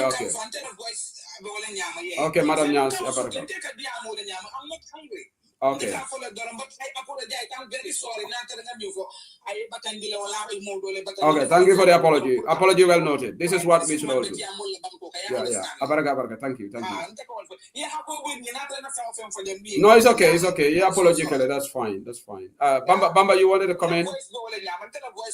No, it's not even about your voice. It's about some of the words. It's not even about your voice. Your voice is okay. I'm so sorry. Yeah, thank you so much. Thank you. Bamba Mas, bismillah. I come le Bamba, but yalong, the Peter accused men na ko among responsibility tan. Dolfana, we should not be found wanting of that, should we?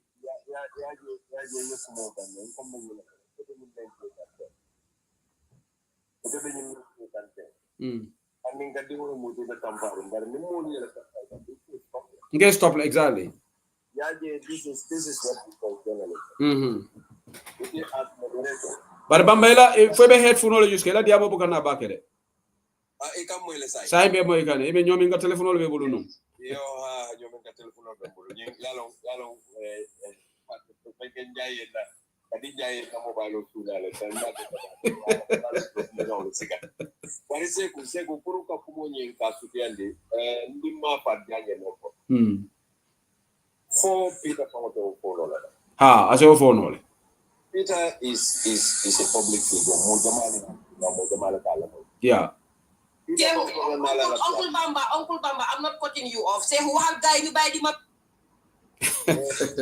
Fajan, then let mute. Haral Fajai Bamba walk be pare, please. I want to comment. Let them remove the you buy again. Why moderator Alcana Fajan mute, Alabularek, Naman Nandiri, Alcana mute. Alcana mute, please. Moderator Jumalom. Okay. Bamba's moderator. Malavika moderator. Bambas is one of them. Malam for your own. And the other moderator is in the US. Please. Alcana mute. Alabulaji. 9 Nendiro Ketrong Alu mute. But Naman Nendiro Alcana mute. Exactly. Abayalam Bamba Munyo Jarang Kole. Mbalame Jaranga Fasal. Faten Mbalame Jaranga Fasal la bide. Yalo say Faten. Gambia Fasaro le bide.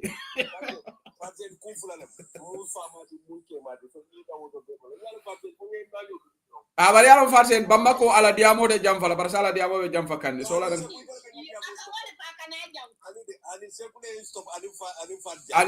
okay, Bamba, go ahead.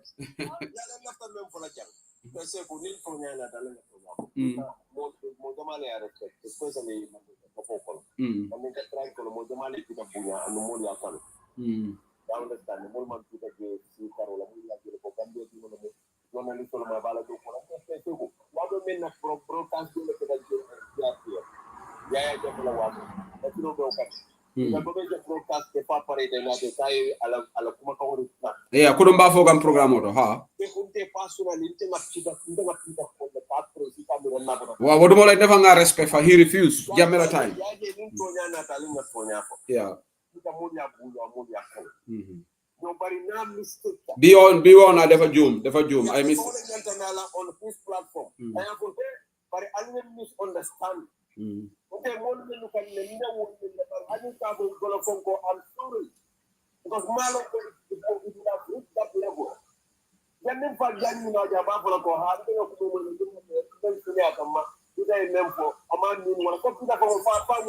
Avant de faire la radio téléphone. nyanta wo kuma kan fala hana ya tara wo fan fan kuma kan ay sheku mon bene inte ka jafi biri kam fa da ngalen droke kundurke andu mo kini nyam kuma di mo kini ni ya ko entitu ko le malu bala ben na te ma mu da bari ke wala ko biro wodi am dan di nyaju la bodan ya I had to come back when I platform no more apologize na ba hali fama but Bamba Yalo Menke come for go why we are always demanding apology and American for there in the West. They see in the West people always apologize. Yeah.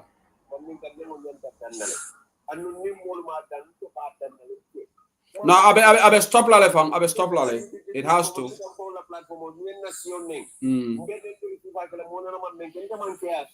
I can respect to the maximum level.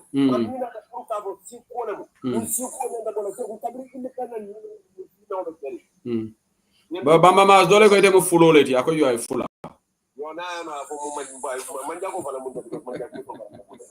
Abaraga Bamba fa ye fatje na time otala ning. Bari fatjen fana yama tele man sane madam sane tara jamma. No fatjen yalo fatjen. Fatjen madam sane tara janne de. Kota madam sane na. Madam sane na pareta itesina. Dabo jula ite drop la ba ngam ite idiam dole right? Dabo jula. Okay, hold on, water. Jani kana sane na then fatjen then yeah. Just I'll make a wole for the naka me.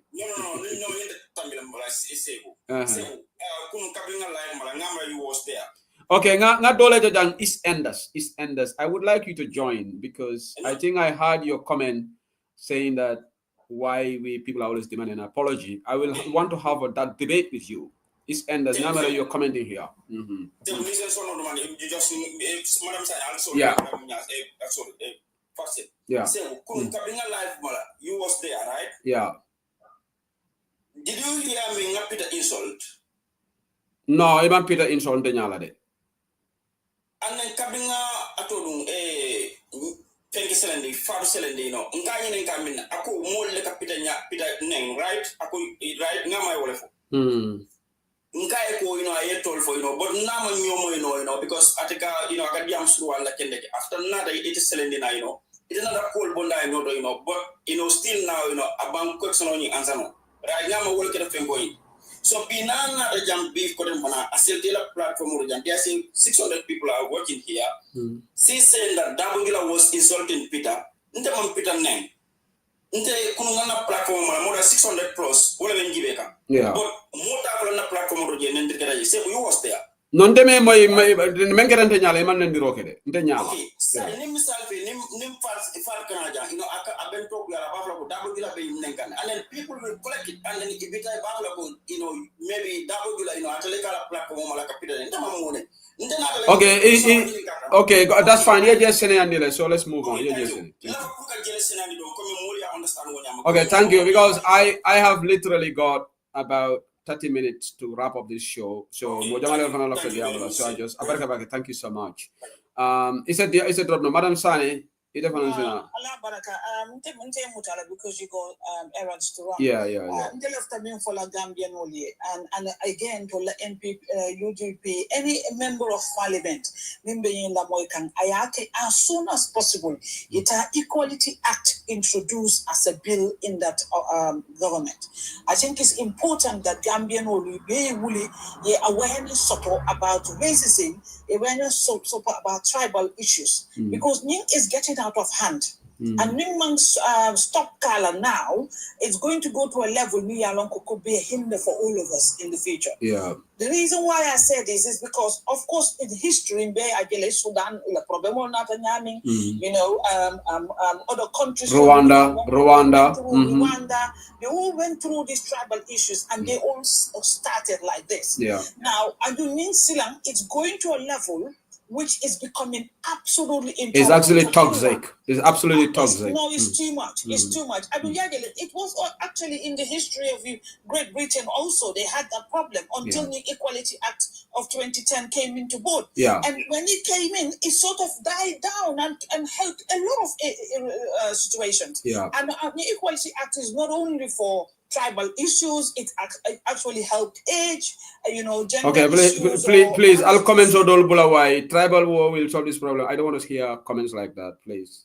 I don't want to hear comments like that, Completely a direct discrimination, which in the United Kingdom would have been a criminal offense. Completely. You don't do that. So science be explained that everybody coming and sugarcoating the matter is not helping the situation.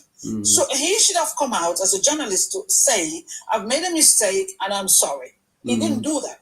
Fine. Let's just understand that sometimes you leave them to live with that. And we move on. So because we move on, what are we going to do? We're going to be stuck in what matter? No problem. Not only should we be able to fight people and rhetorics like that, but we should also try and get out. We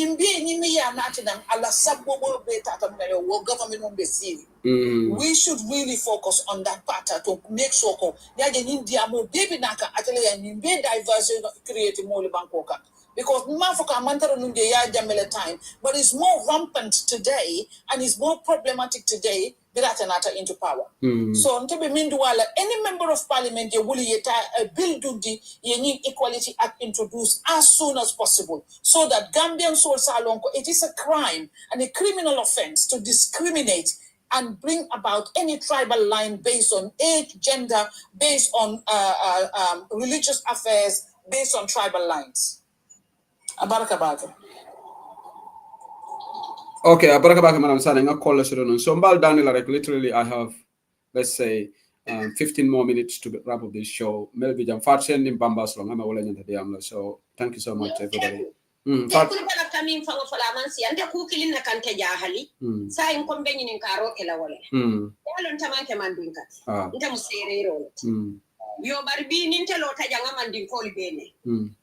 Nimmo nata purke jonteto iba fala en ko hanifa senda mane kana sere rol bene kan fa senene wai munatinna nim fa sene mandin kol bene nim be jola mana ne te jola sere rol beto fay ka foy hani fa senda mane wa kan te jahalile kan tunta finta nga triple ne wa siole ne ba fatchen nim mo fundita e mandin kol ne yalon wala siol be mamman ni gol ma te killing so ni be joro kele be jolat la ba ni ko be wo fana na siol be jola kam te de fanan ibe yo ate kuriya men ke de fanan gol ka wala ne ko joro inyante joro kele bi ate wo siol be me te ne mo killing ne marabal ya ke jay siol ne so man ni gol fana be rational now mo killing one okay you right ko fana lafta min fola lafta fola fa jani en ko wal sumbi ma idi ka fale ko ka foye daji o fay momin kan ima ribe sinannal woto nyimmo be te pitato nyela pita e kumole fa manyan na min fala andun fa jan nyanta kala dimba fala barakana ke dimba wulindilat bayrim fa jan nyanta fintila nata ko ka fala onkul pita atanyanta ay tandila ko atoliye min ani onkul pita la ko moy min man kiliya bari mo la faham nyali man kiliya wato an kabi mbali hako danina I agree baraka fako ali nyun kumo bula solen bay wax bi du ba si ñun yep nal man nyun kumo bula te bete yalan tol bema mune be nga defa jani ko nim baro winda mana ate sa hani kada Gambia bak fona join the NPP de mune fanga be kala ka fako ali wax bay len wax bi solen bay wax bi du ba si ñun yep mune be kala nim man ñindi the only thing baro le win anu ni baro win the life still continues baro win ta wonten to la hajiti nim tara pitala ñun kumo fole ba tuna baro win oto baro be win yale ka fat sen defana jele kan jahali if baro is going to win because Mandinkas are defending let baro win I don't care really I don't really care you know out of their sense Ngo yalo mengera fashion 2021 tadi data campaign baro binda for hanisa mandana life solke we are living well we are living good ngara Gambia ngara holiday la we are living good life even when a baro is there you know, yeah. Yeah.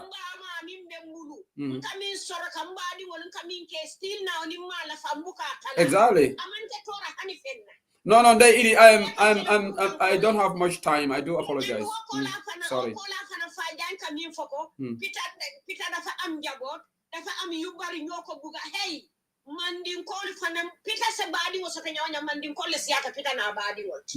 Thank you, Naidi. Thank you.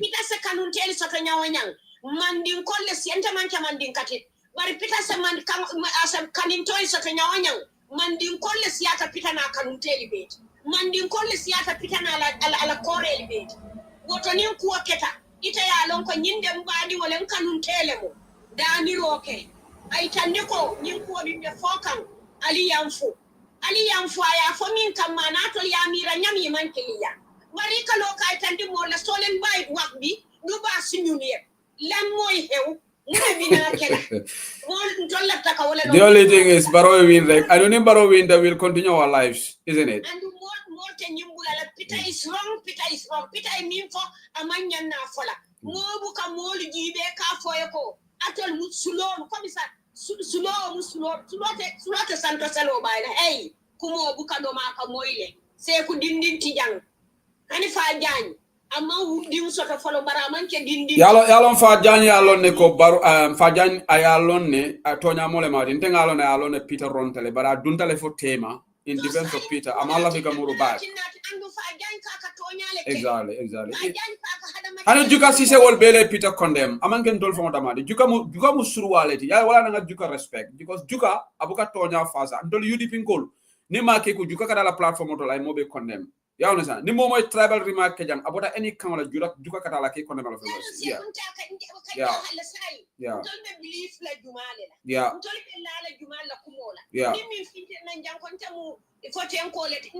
Human rights le fasa nka hada madingol la nyanto le kele nka mo la nyanta kam taka tonya le fo nta man taradulato so why ibe parta la do because of it ko ikanun tele mo o ibadi wala andu badi mo man tara silo kanga man tara tonya kan Peter mantara silo kanga mantara tonya kan ay min fo abe mandin kolle la kumo buka do ma kamoyle ya moyle Peter la kumo moyle tonya fajay bay lolu wahal Peter ne linga wax yo sisa halat yo linga wax danga wax ne linga wax mom ñun ko gisé am yo linga wax e du dena gena renga apologize so say ñu dem forward. Okay, baraka bake striker ila commento mba mute lala because malavo comments if Allah jam please let's be respectful to each other. We cannot make such disrespectful comments here on YouTube and abaraka ngay wax ne Peter dafa am yu bari ñoo buga Peter dafa am njaboot yu bari ci kelfa la Peter nekut kelfa hawma hey nasuru abaraka mar ngay bula je say Bambas yata minute men to je Bambas try to make it under 3-4 minutes if you can because I need to leave here in 13 minutes. Yeah, if you can. It will be shorter than that. Yeah. Thank you so very much. Actually, I'm coming from the other. But I even blocked her, and I have a strong reason for that. She was actually provoking people here. I can't understand it. And the more they come forward, you don't provoke them. I can't understand. But Jan called herself an activist. I'm not a form of activity. Because an activist, you stand with the victim, not the perpetrator. Yeah, but Bambas, how did she provoke that warrant you to block her? What did she say? Okay. I've been focused. All of me to go. Peter man thank and then don't let be a come like we are so sensitive and all that. Those are the kind of comments I've been making like that. And people. Sorry, can you repeat that again? Sorry, Ako. Yeah, I've been focused. All of me to go. Until we are being so sensitive because Peter man can form more problem. You can understand. And yeah, but Bambas, do you think that warrant? Somebody just wrote a comment here and hold on. Let me finish. Somebody just wrote it and called Fat Jan a tribalist, but that person is not blocked. So if she says we are insensitive, should that make her to be blocked? But she equally said that, and I did not see that tribalist comment. I just saw it, and I think we should just probably limit it to. I was talking by then. Yeah, let's. What I want to say is let's limit it to people. Let me finish. Let's limit it. Bantabala UDP Online Bandabala Facebook. Karinja is here. Karinja is one of the moderators from Facebook. Our policy is if somebody uses profanity, or come here and make very condescending remarks about our leadership, and we try to tell you to stop, you don't stop, we block. But somebody doesn't just, in a debate, it's a debate going on, you feel that she's insensitive. Remember that, in my own judgment, that doesn't warrant her to be blocked. Okay, the reason why I see it as a provocative. Here's the thing. Yeah. If you want to be truthful, you call yourself an activist. You start with the victim. I understand. But you don't go and attack the victim. If you do that, it'll be fitting when you and that is the reason why we have blocked. Because the thing is, and she is prolonging this problem. I understand. She is prolonging it. It doesn't mean you are trying to right? That is what you are doing here, I guess. Okay?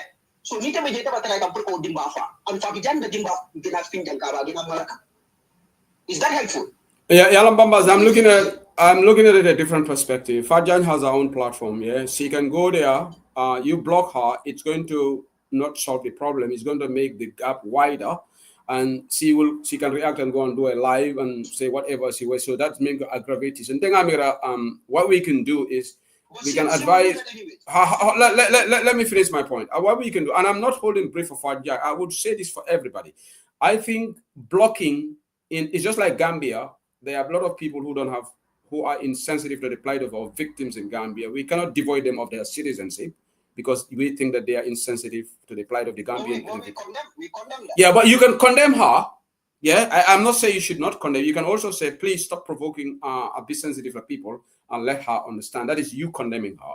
But blocking is like to me, I think that was far-fetched in my view. I could be wrong, but this is my view. I know definitely Fajan's position on this is not pleasing to me. I saw her videos, okay, and I don't agree with her, and I've told her in her face that I don't agree with her. Peter is wrong. Anybody defending Peter, you are doing it for an ulterior motive.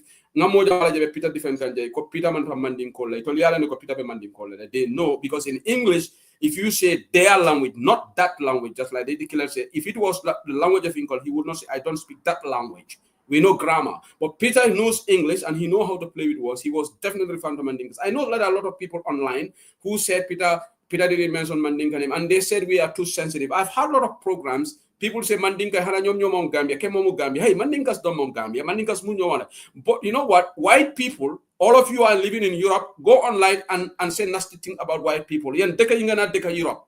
Demal line nga wat dara si tubabi nga fong ne duñ la tontu. Ali nga chahano bula. Let's defend it wrong. Ndenga mofi ngoja mofi fundita ja yetubabo maja. And to atol member Europe. If you want to prove me wrong, go online and say nasty thing about white people. Si deka bunga neka nga fong la tubabi duñ gena. They will always react. Yeah. Here is the thing, very rapid. Yeah.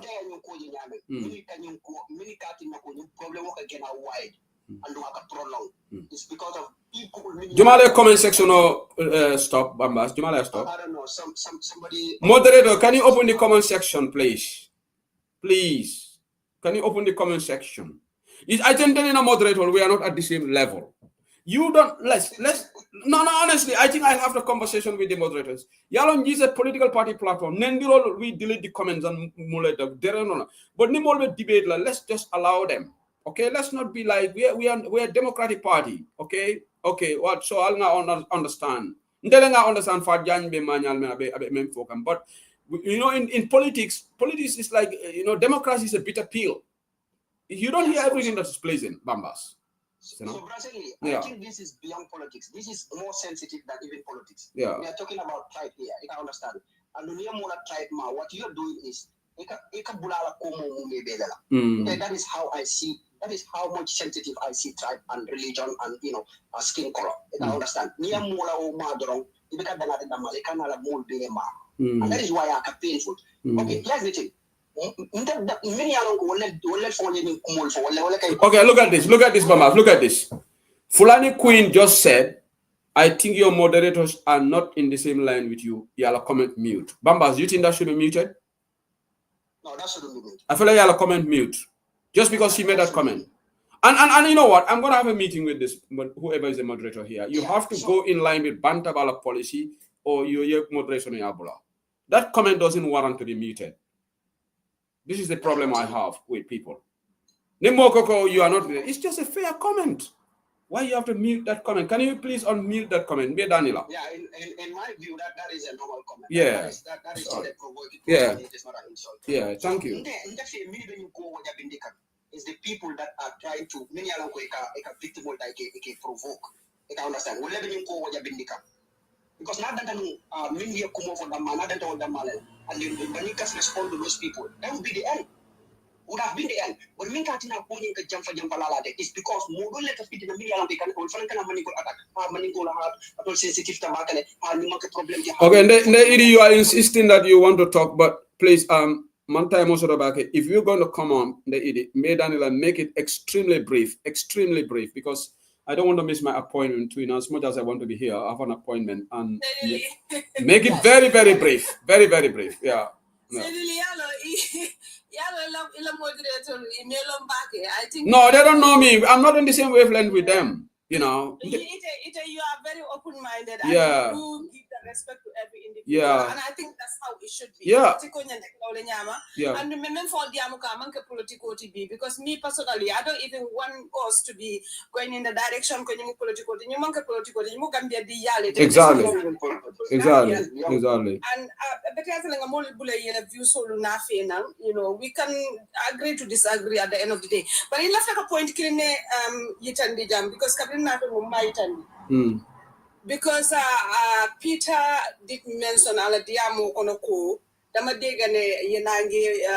there is a call for boycott. The man said, Lord Moma Genal, because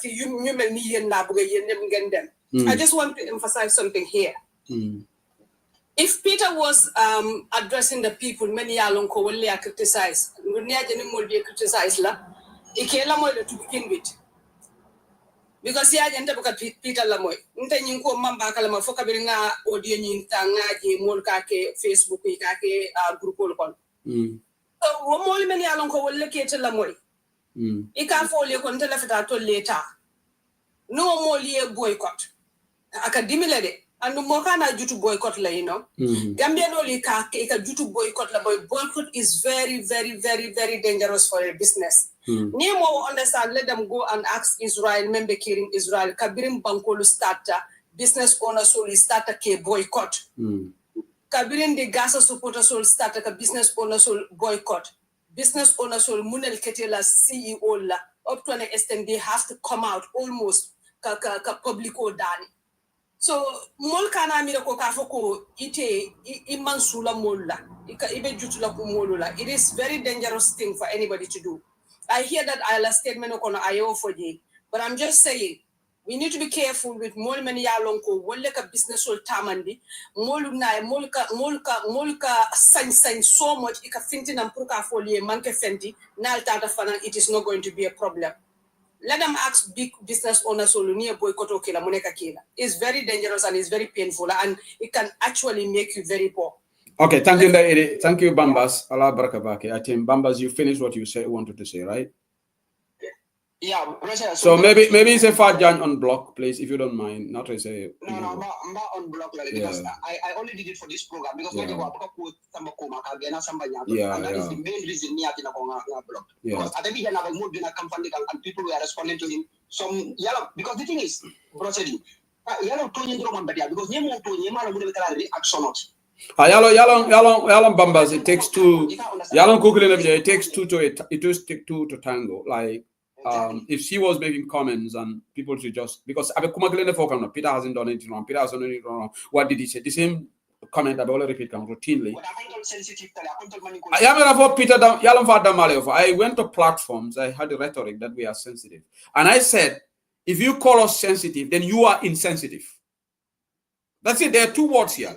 They call us insensitive, then they are insensitive to the barrage of condemnation and call outs. And I'm going to repeat it on this program. If anybody can bring me an evidence, there is no tribe disrespected more than Mandinkas in Gambia. If anybody can prove me wrong by bringing audios that there are other tribes disrespected, then I will yield to you.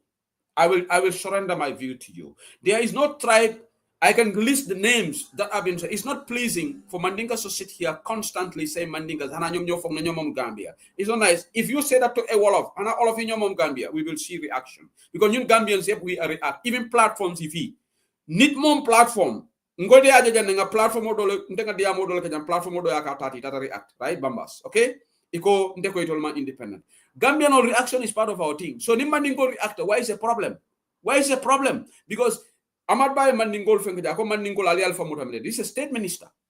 Adama Barolo Jana Mandingol disrespect, Ako Jara, Kata Jaro Mekato, Katamomigo Mandingol Mafa, Nila double over Denunum Diamol Siata for Smukodo. And Dole Banta Banjul, Malafika Tofo, Sabanteolo, Malafika Tofo, Wole following new Manding attack stack in 2017. So constantly the Mandinkas are being caricatured, are being attacked. And you people said Mandinkas should just let us slide. And if Mandinkas slide, they said they are sensitive. Please, let's be fair. Let's be fair to the people. Mandinka buko jog fi mu walol. If this attack is on Wolofs, you guys will react. If it is on Fullers, it will react. Let's be fair. This is what I'm from Jeherek. Let us try to what bigger. Peter Wahambi, duko wa Angleterre fi. No media, no journalist in UK will talk like this. Man Angleterre la deka fi. Wahabu Peter wa suwa fi Angleterre nenko condemn. Peter's Germany la study. Deutsche Welle lum wax ni Deutsche Welle du ko fa wax xam nga lutamu wax ko Gambia because xam na ne nguur gi dinañ ko farle am ba pare xam na ne am na ñuy defend just like when he Bambas when he said this people ganging up on platforms and said and you know what they said I heard them say every little thing they said they want to apologize rewi tuba bi fi president is not def ron sa citizens ask for apology ñun celebrities yi ñoo gëna important than Peter Angleterre fi. There is a Liverpool footballer, Kariga. I racial fengole kejam. I dingo malam for a dajule tupi mogam footballer. It was on the media demanding for him to apologize, and he came out and apologized. Gary Lineker. Gary Lineker is more important and high profile than Peter in terms of media. The match of the day. Israel and there was general call in the UK for him to apologize. So those of you saying we are asking for apology, what planet are you living on? Are you not living in Tubabi? President Clinton was asked to apologize, and he apologized. People demand for apology in the West. But you know, we are all living in the West, but our consciousness levels are not the same. Just now, even in Islam, you know, it's you can Mandinka mode of Lee. If ST has done what attacked it, then you will be surprised of my behavior. I'll come here and say, ST, you need to apologize. Please, let's not sugarcoat things. Because it is so sickening. Some platforms I will listen 2 minutes because I don't want to hear. So it's better you walk out of that platform because they are they are wounded. They have been provoked. Yo yangi add salt to injury by saying those people are sensitive. Those people then find the Gambia. Lulu they for Gambia. Tribalism. And let me tell you one thing. If anybody can tell me, single out a tribe that has been disrespected more than Mandinkas in that tribe, name me and let's have a public debate about this. Let's meet up a platform. You give me facts, give me attacks that have been meted out on other tribes. It's not fair. So Brazil, yeah. I think I have a suggestion. And I think that would be the best way to approach, this kind of issues. If we want to be one people, let's do it like this. If somebody comes out and insult Mandinkas or attack Mandinkas, let it not be Mandinkas fight. Let it be the other tribes fight. Let the other tribes come out. And they will never. Bambas, let me tell you one. They will never do that. Bambas, let's face reality. Nko, nying attack Diamond and Peter Diamond. What one thing Gambia is truly divided on tribal land. I like to deal with reality. Bambas, niyo la platform la may kamemfo. Dole bi jebe kamfari Mandinko kamale. If I have for Mandinko le tamu Gambia. Mandinka jumala ya foi tamu Gambia. Mandinka tate Gambia. Nde wala na ni mona ta jang akabe kumo fola sidole. I stop the person. Nde am very yalon tenga responsibility men so jang. Na even wo muso na ta jang madam Nyas ya jele nala conversation kerena. Dabu jula nala koma. Nim pita the same responsibility ta or all the media platform ye media houses so jang to leka fitu no warande Gambia de. Ye Rwanda ji ala fitu no data jumala radio station or somebody went and called the other tribe cockroaches. Wale genocide see in Rwanda. Media platform, West Coast Radio, media platform, every media platform should be responsible. Yaje baro Moscow, ni data jenta manke ke tagale, ni ko be kumo dol fole ke stop le. Every moderator, but more yala menketa, we have so many square pegs in the round hole. Everybody wants to be a moderator. Me, ye moderator fananja, I inyanta can no. Because moderator responsibility is not to create problem. When somebody comes and say a discomforting statement, a statement me alonga sina fitu no samana, nimbi mo nata jang, I fat jan neng, ntengan day. Because ngo fajanka mempa mandia. Wotonte I'm not helping the situation. Ni mo nata jay bambas neng. I'm not ni mo nata jay esafal neng. Ndela responsibility nga stop nga fa ko kana isane isa criticize no. If this is the responsibility for all platforms in diaspora in Gambia, Kairobe kala Gambia. But some platforms are inherently biased, and you know what? When you have a biased position, akafundile how you moderate. Let's be truthful. Te angamem fojang nyun lakira alabem kitila mbe kuma ndeka kuma fojang sehu sedili. In my grave, I will be accountable for everything I said. If I am being dishonest here, I will pay the price for it in the next world. You cannot come out and say Peter was not talking about Mandinkas, because Peter knows English. Peter could have said, you know what, I don't speak the language of insults that they do. And that would not have created any confusion. But when he spoke vaguely, Peter never dega angale. Kan mo gana dega Peter Gomez angale fi. Peter angale was sakla dega. And he didn't say, I don't speak that language. Then we would have said that could have been referred to insult. But he said there, T-H-E-I-R. We cannot fiddle with language. So Bambas nye play la wrap up correct in the program of Saron. Thank you. Yeah, here's the thing. That is how it should be. A moderator should always moderate a platform. Sister Bona when she said you stop her. Now stop completely. Now stop. Right there and right there. But you know the hypocrisy of these people? They will not carry it out Sambala. You know the ones that they will carry? The back and forth that Fagjan and others were going through the comment section. That is what they are going to carry, and they will say, but what you did here as a moderator, they will not carry that along. That is the what I think was dangerous. Bambas yalo me yamari kilindi la Bambas yalo nte ndolbe mum misil mo leti ndata akalela yaje hadamadi ngo hadamadi yaje nim momo yo commentaje itaran tokiya ngi mari ala be kitio tela ni temale ya ala man la fi lala ning itol yole tajam they want to ala knows the truth, and yalo in the end truth will prevail in our country nyindi amo bebesa, because some of the tribes, they are ganging up against Mandinkas, even in your TikTok program. Iko Mandinko on the bad eggs in Gambia. We are sensitive. We are always in problem. Iko bena headlock more and problem Gambia. Why bena headlock like they castigate in Gambia? Lolo my wapi? But headlock they castigate in that country. So you are being dishonest because you know Mandinkas, because you know Mandinkas don't have absolute. Yalongo Mandinko don't have absolute majority, because when they come together, yaje fat jalo yolo fala diamakono. Akoy tol fulolu sarahulol belale kan sarolo belale kan yala wo coded la wejele. Wolo mbebe lala kan nga Mandinko kele. But hata ali yole ke tonyale be sabat la Gambia because ala buka la fi fani ala.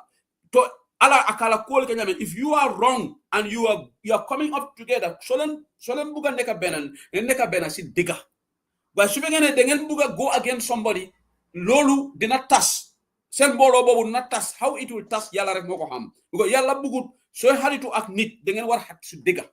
Why solen fogne ñeneen ñi, I'm not talking about everybody, but some of those people within the rhetoric, wow, let's come together and fight them. Wallahi sen anda bobu nonu du yaga ñu ne setan mo tax ci ndaje solena manko na ngeen manko ci bena man duma support any Mandinka group who want to fight against another tribe. Duma si bokka sax. Thank you so very much. See, I've been unblocked. Now unblocked. Yeah, thank you for your understanding. I only did it so that peace can reign here, and that's the only purpose. And let me just wrap up. Thank you so much, Bambas. Me 2 minutes tala nga program wrap up. Me men for la Gambian olio kon. Tenga ni program o sama na men. Some people were trying to link UDP to this war. But UDP never said we'll boycott Peter. And the next day, Uncle Larry, even after when Peter made that remark, our advisor, Uncle Larry, went to Peter's show. UDP will never boycott Peter Gomez. That's not part of our policy. And this is between Mandinkas and Peter. It's not between UDP and Peter. So get UDP's name out of this. And there is no independent platform that is beyond criticism. In the UK here, Labour Party one time called for boycott of some of the media houses. If you don't know, go and find out. In America, Donald Trump has boycotted and always like certain media houses. Fox News, he called them fake news. We are all in the global village. We watch. So you know what? To say that somebody is an independent platform, it's not that we will be scared to call out that platform because yalla rek moy bour. Man mom, I am saying, oh, Bapulo said I'm lying. But I don't think this is the same Bapulo. Bapulo kokosuma haridla. Bapulo, if I'm lying, come and tell me the truth. I know some platforms here have been go and research about Labour Party when they call for boycott of some of the media passes. Man, feel like I know what I'm trying to do. Go and Google it. Maybe you'll know the truth. You'll know the truth about it. Maybe you don't know. So what I'm trying to tell you, it happens in the UK. Somebody, thank you so much, Gold Star, for validating my point. Media houses are not beyond criticism. Bantaba is not beyond criticism. If anybody want to boycott UDP Online Bantaba, it's your right. You can boycott UDP Online Bantaba. Me, I have no problem with that. And some people can even say, don't come on here. The 600 people here, because I know drama, normally our viewership is about 200, 300, 181 something. But today over 600 people came because it's about drama.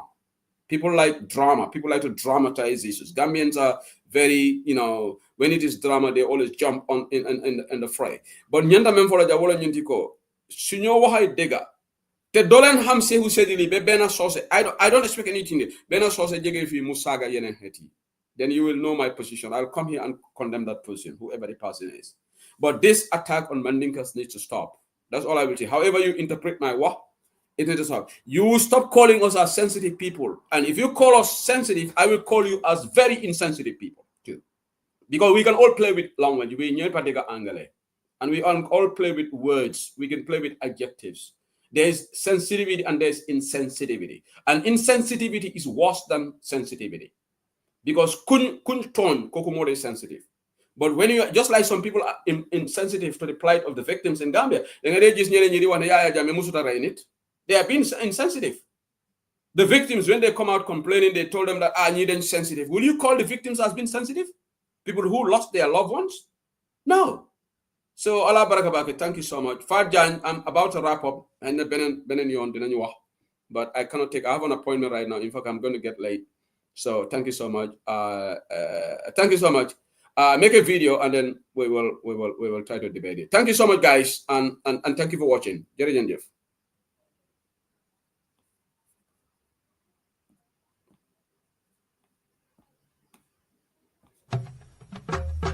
Ale fonsaje de. Ale fonsaje.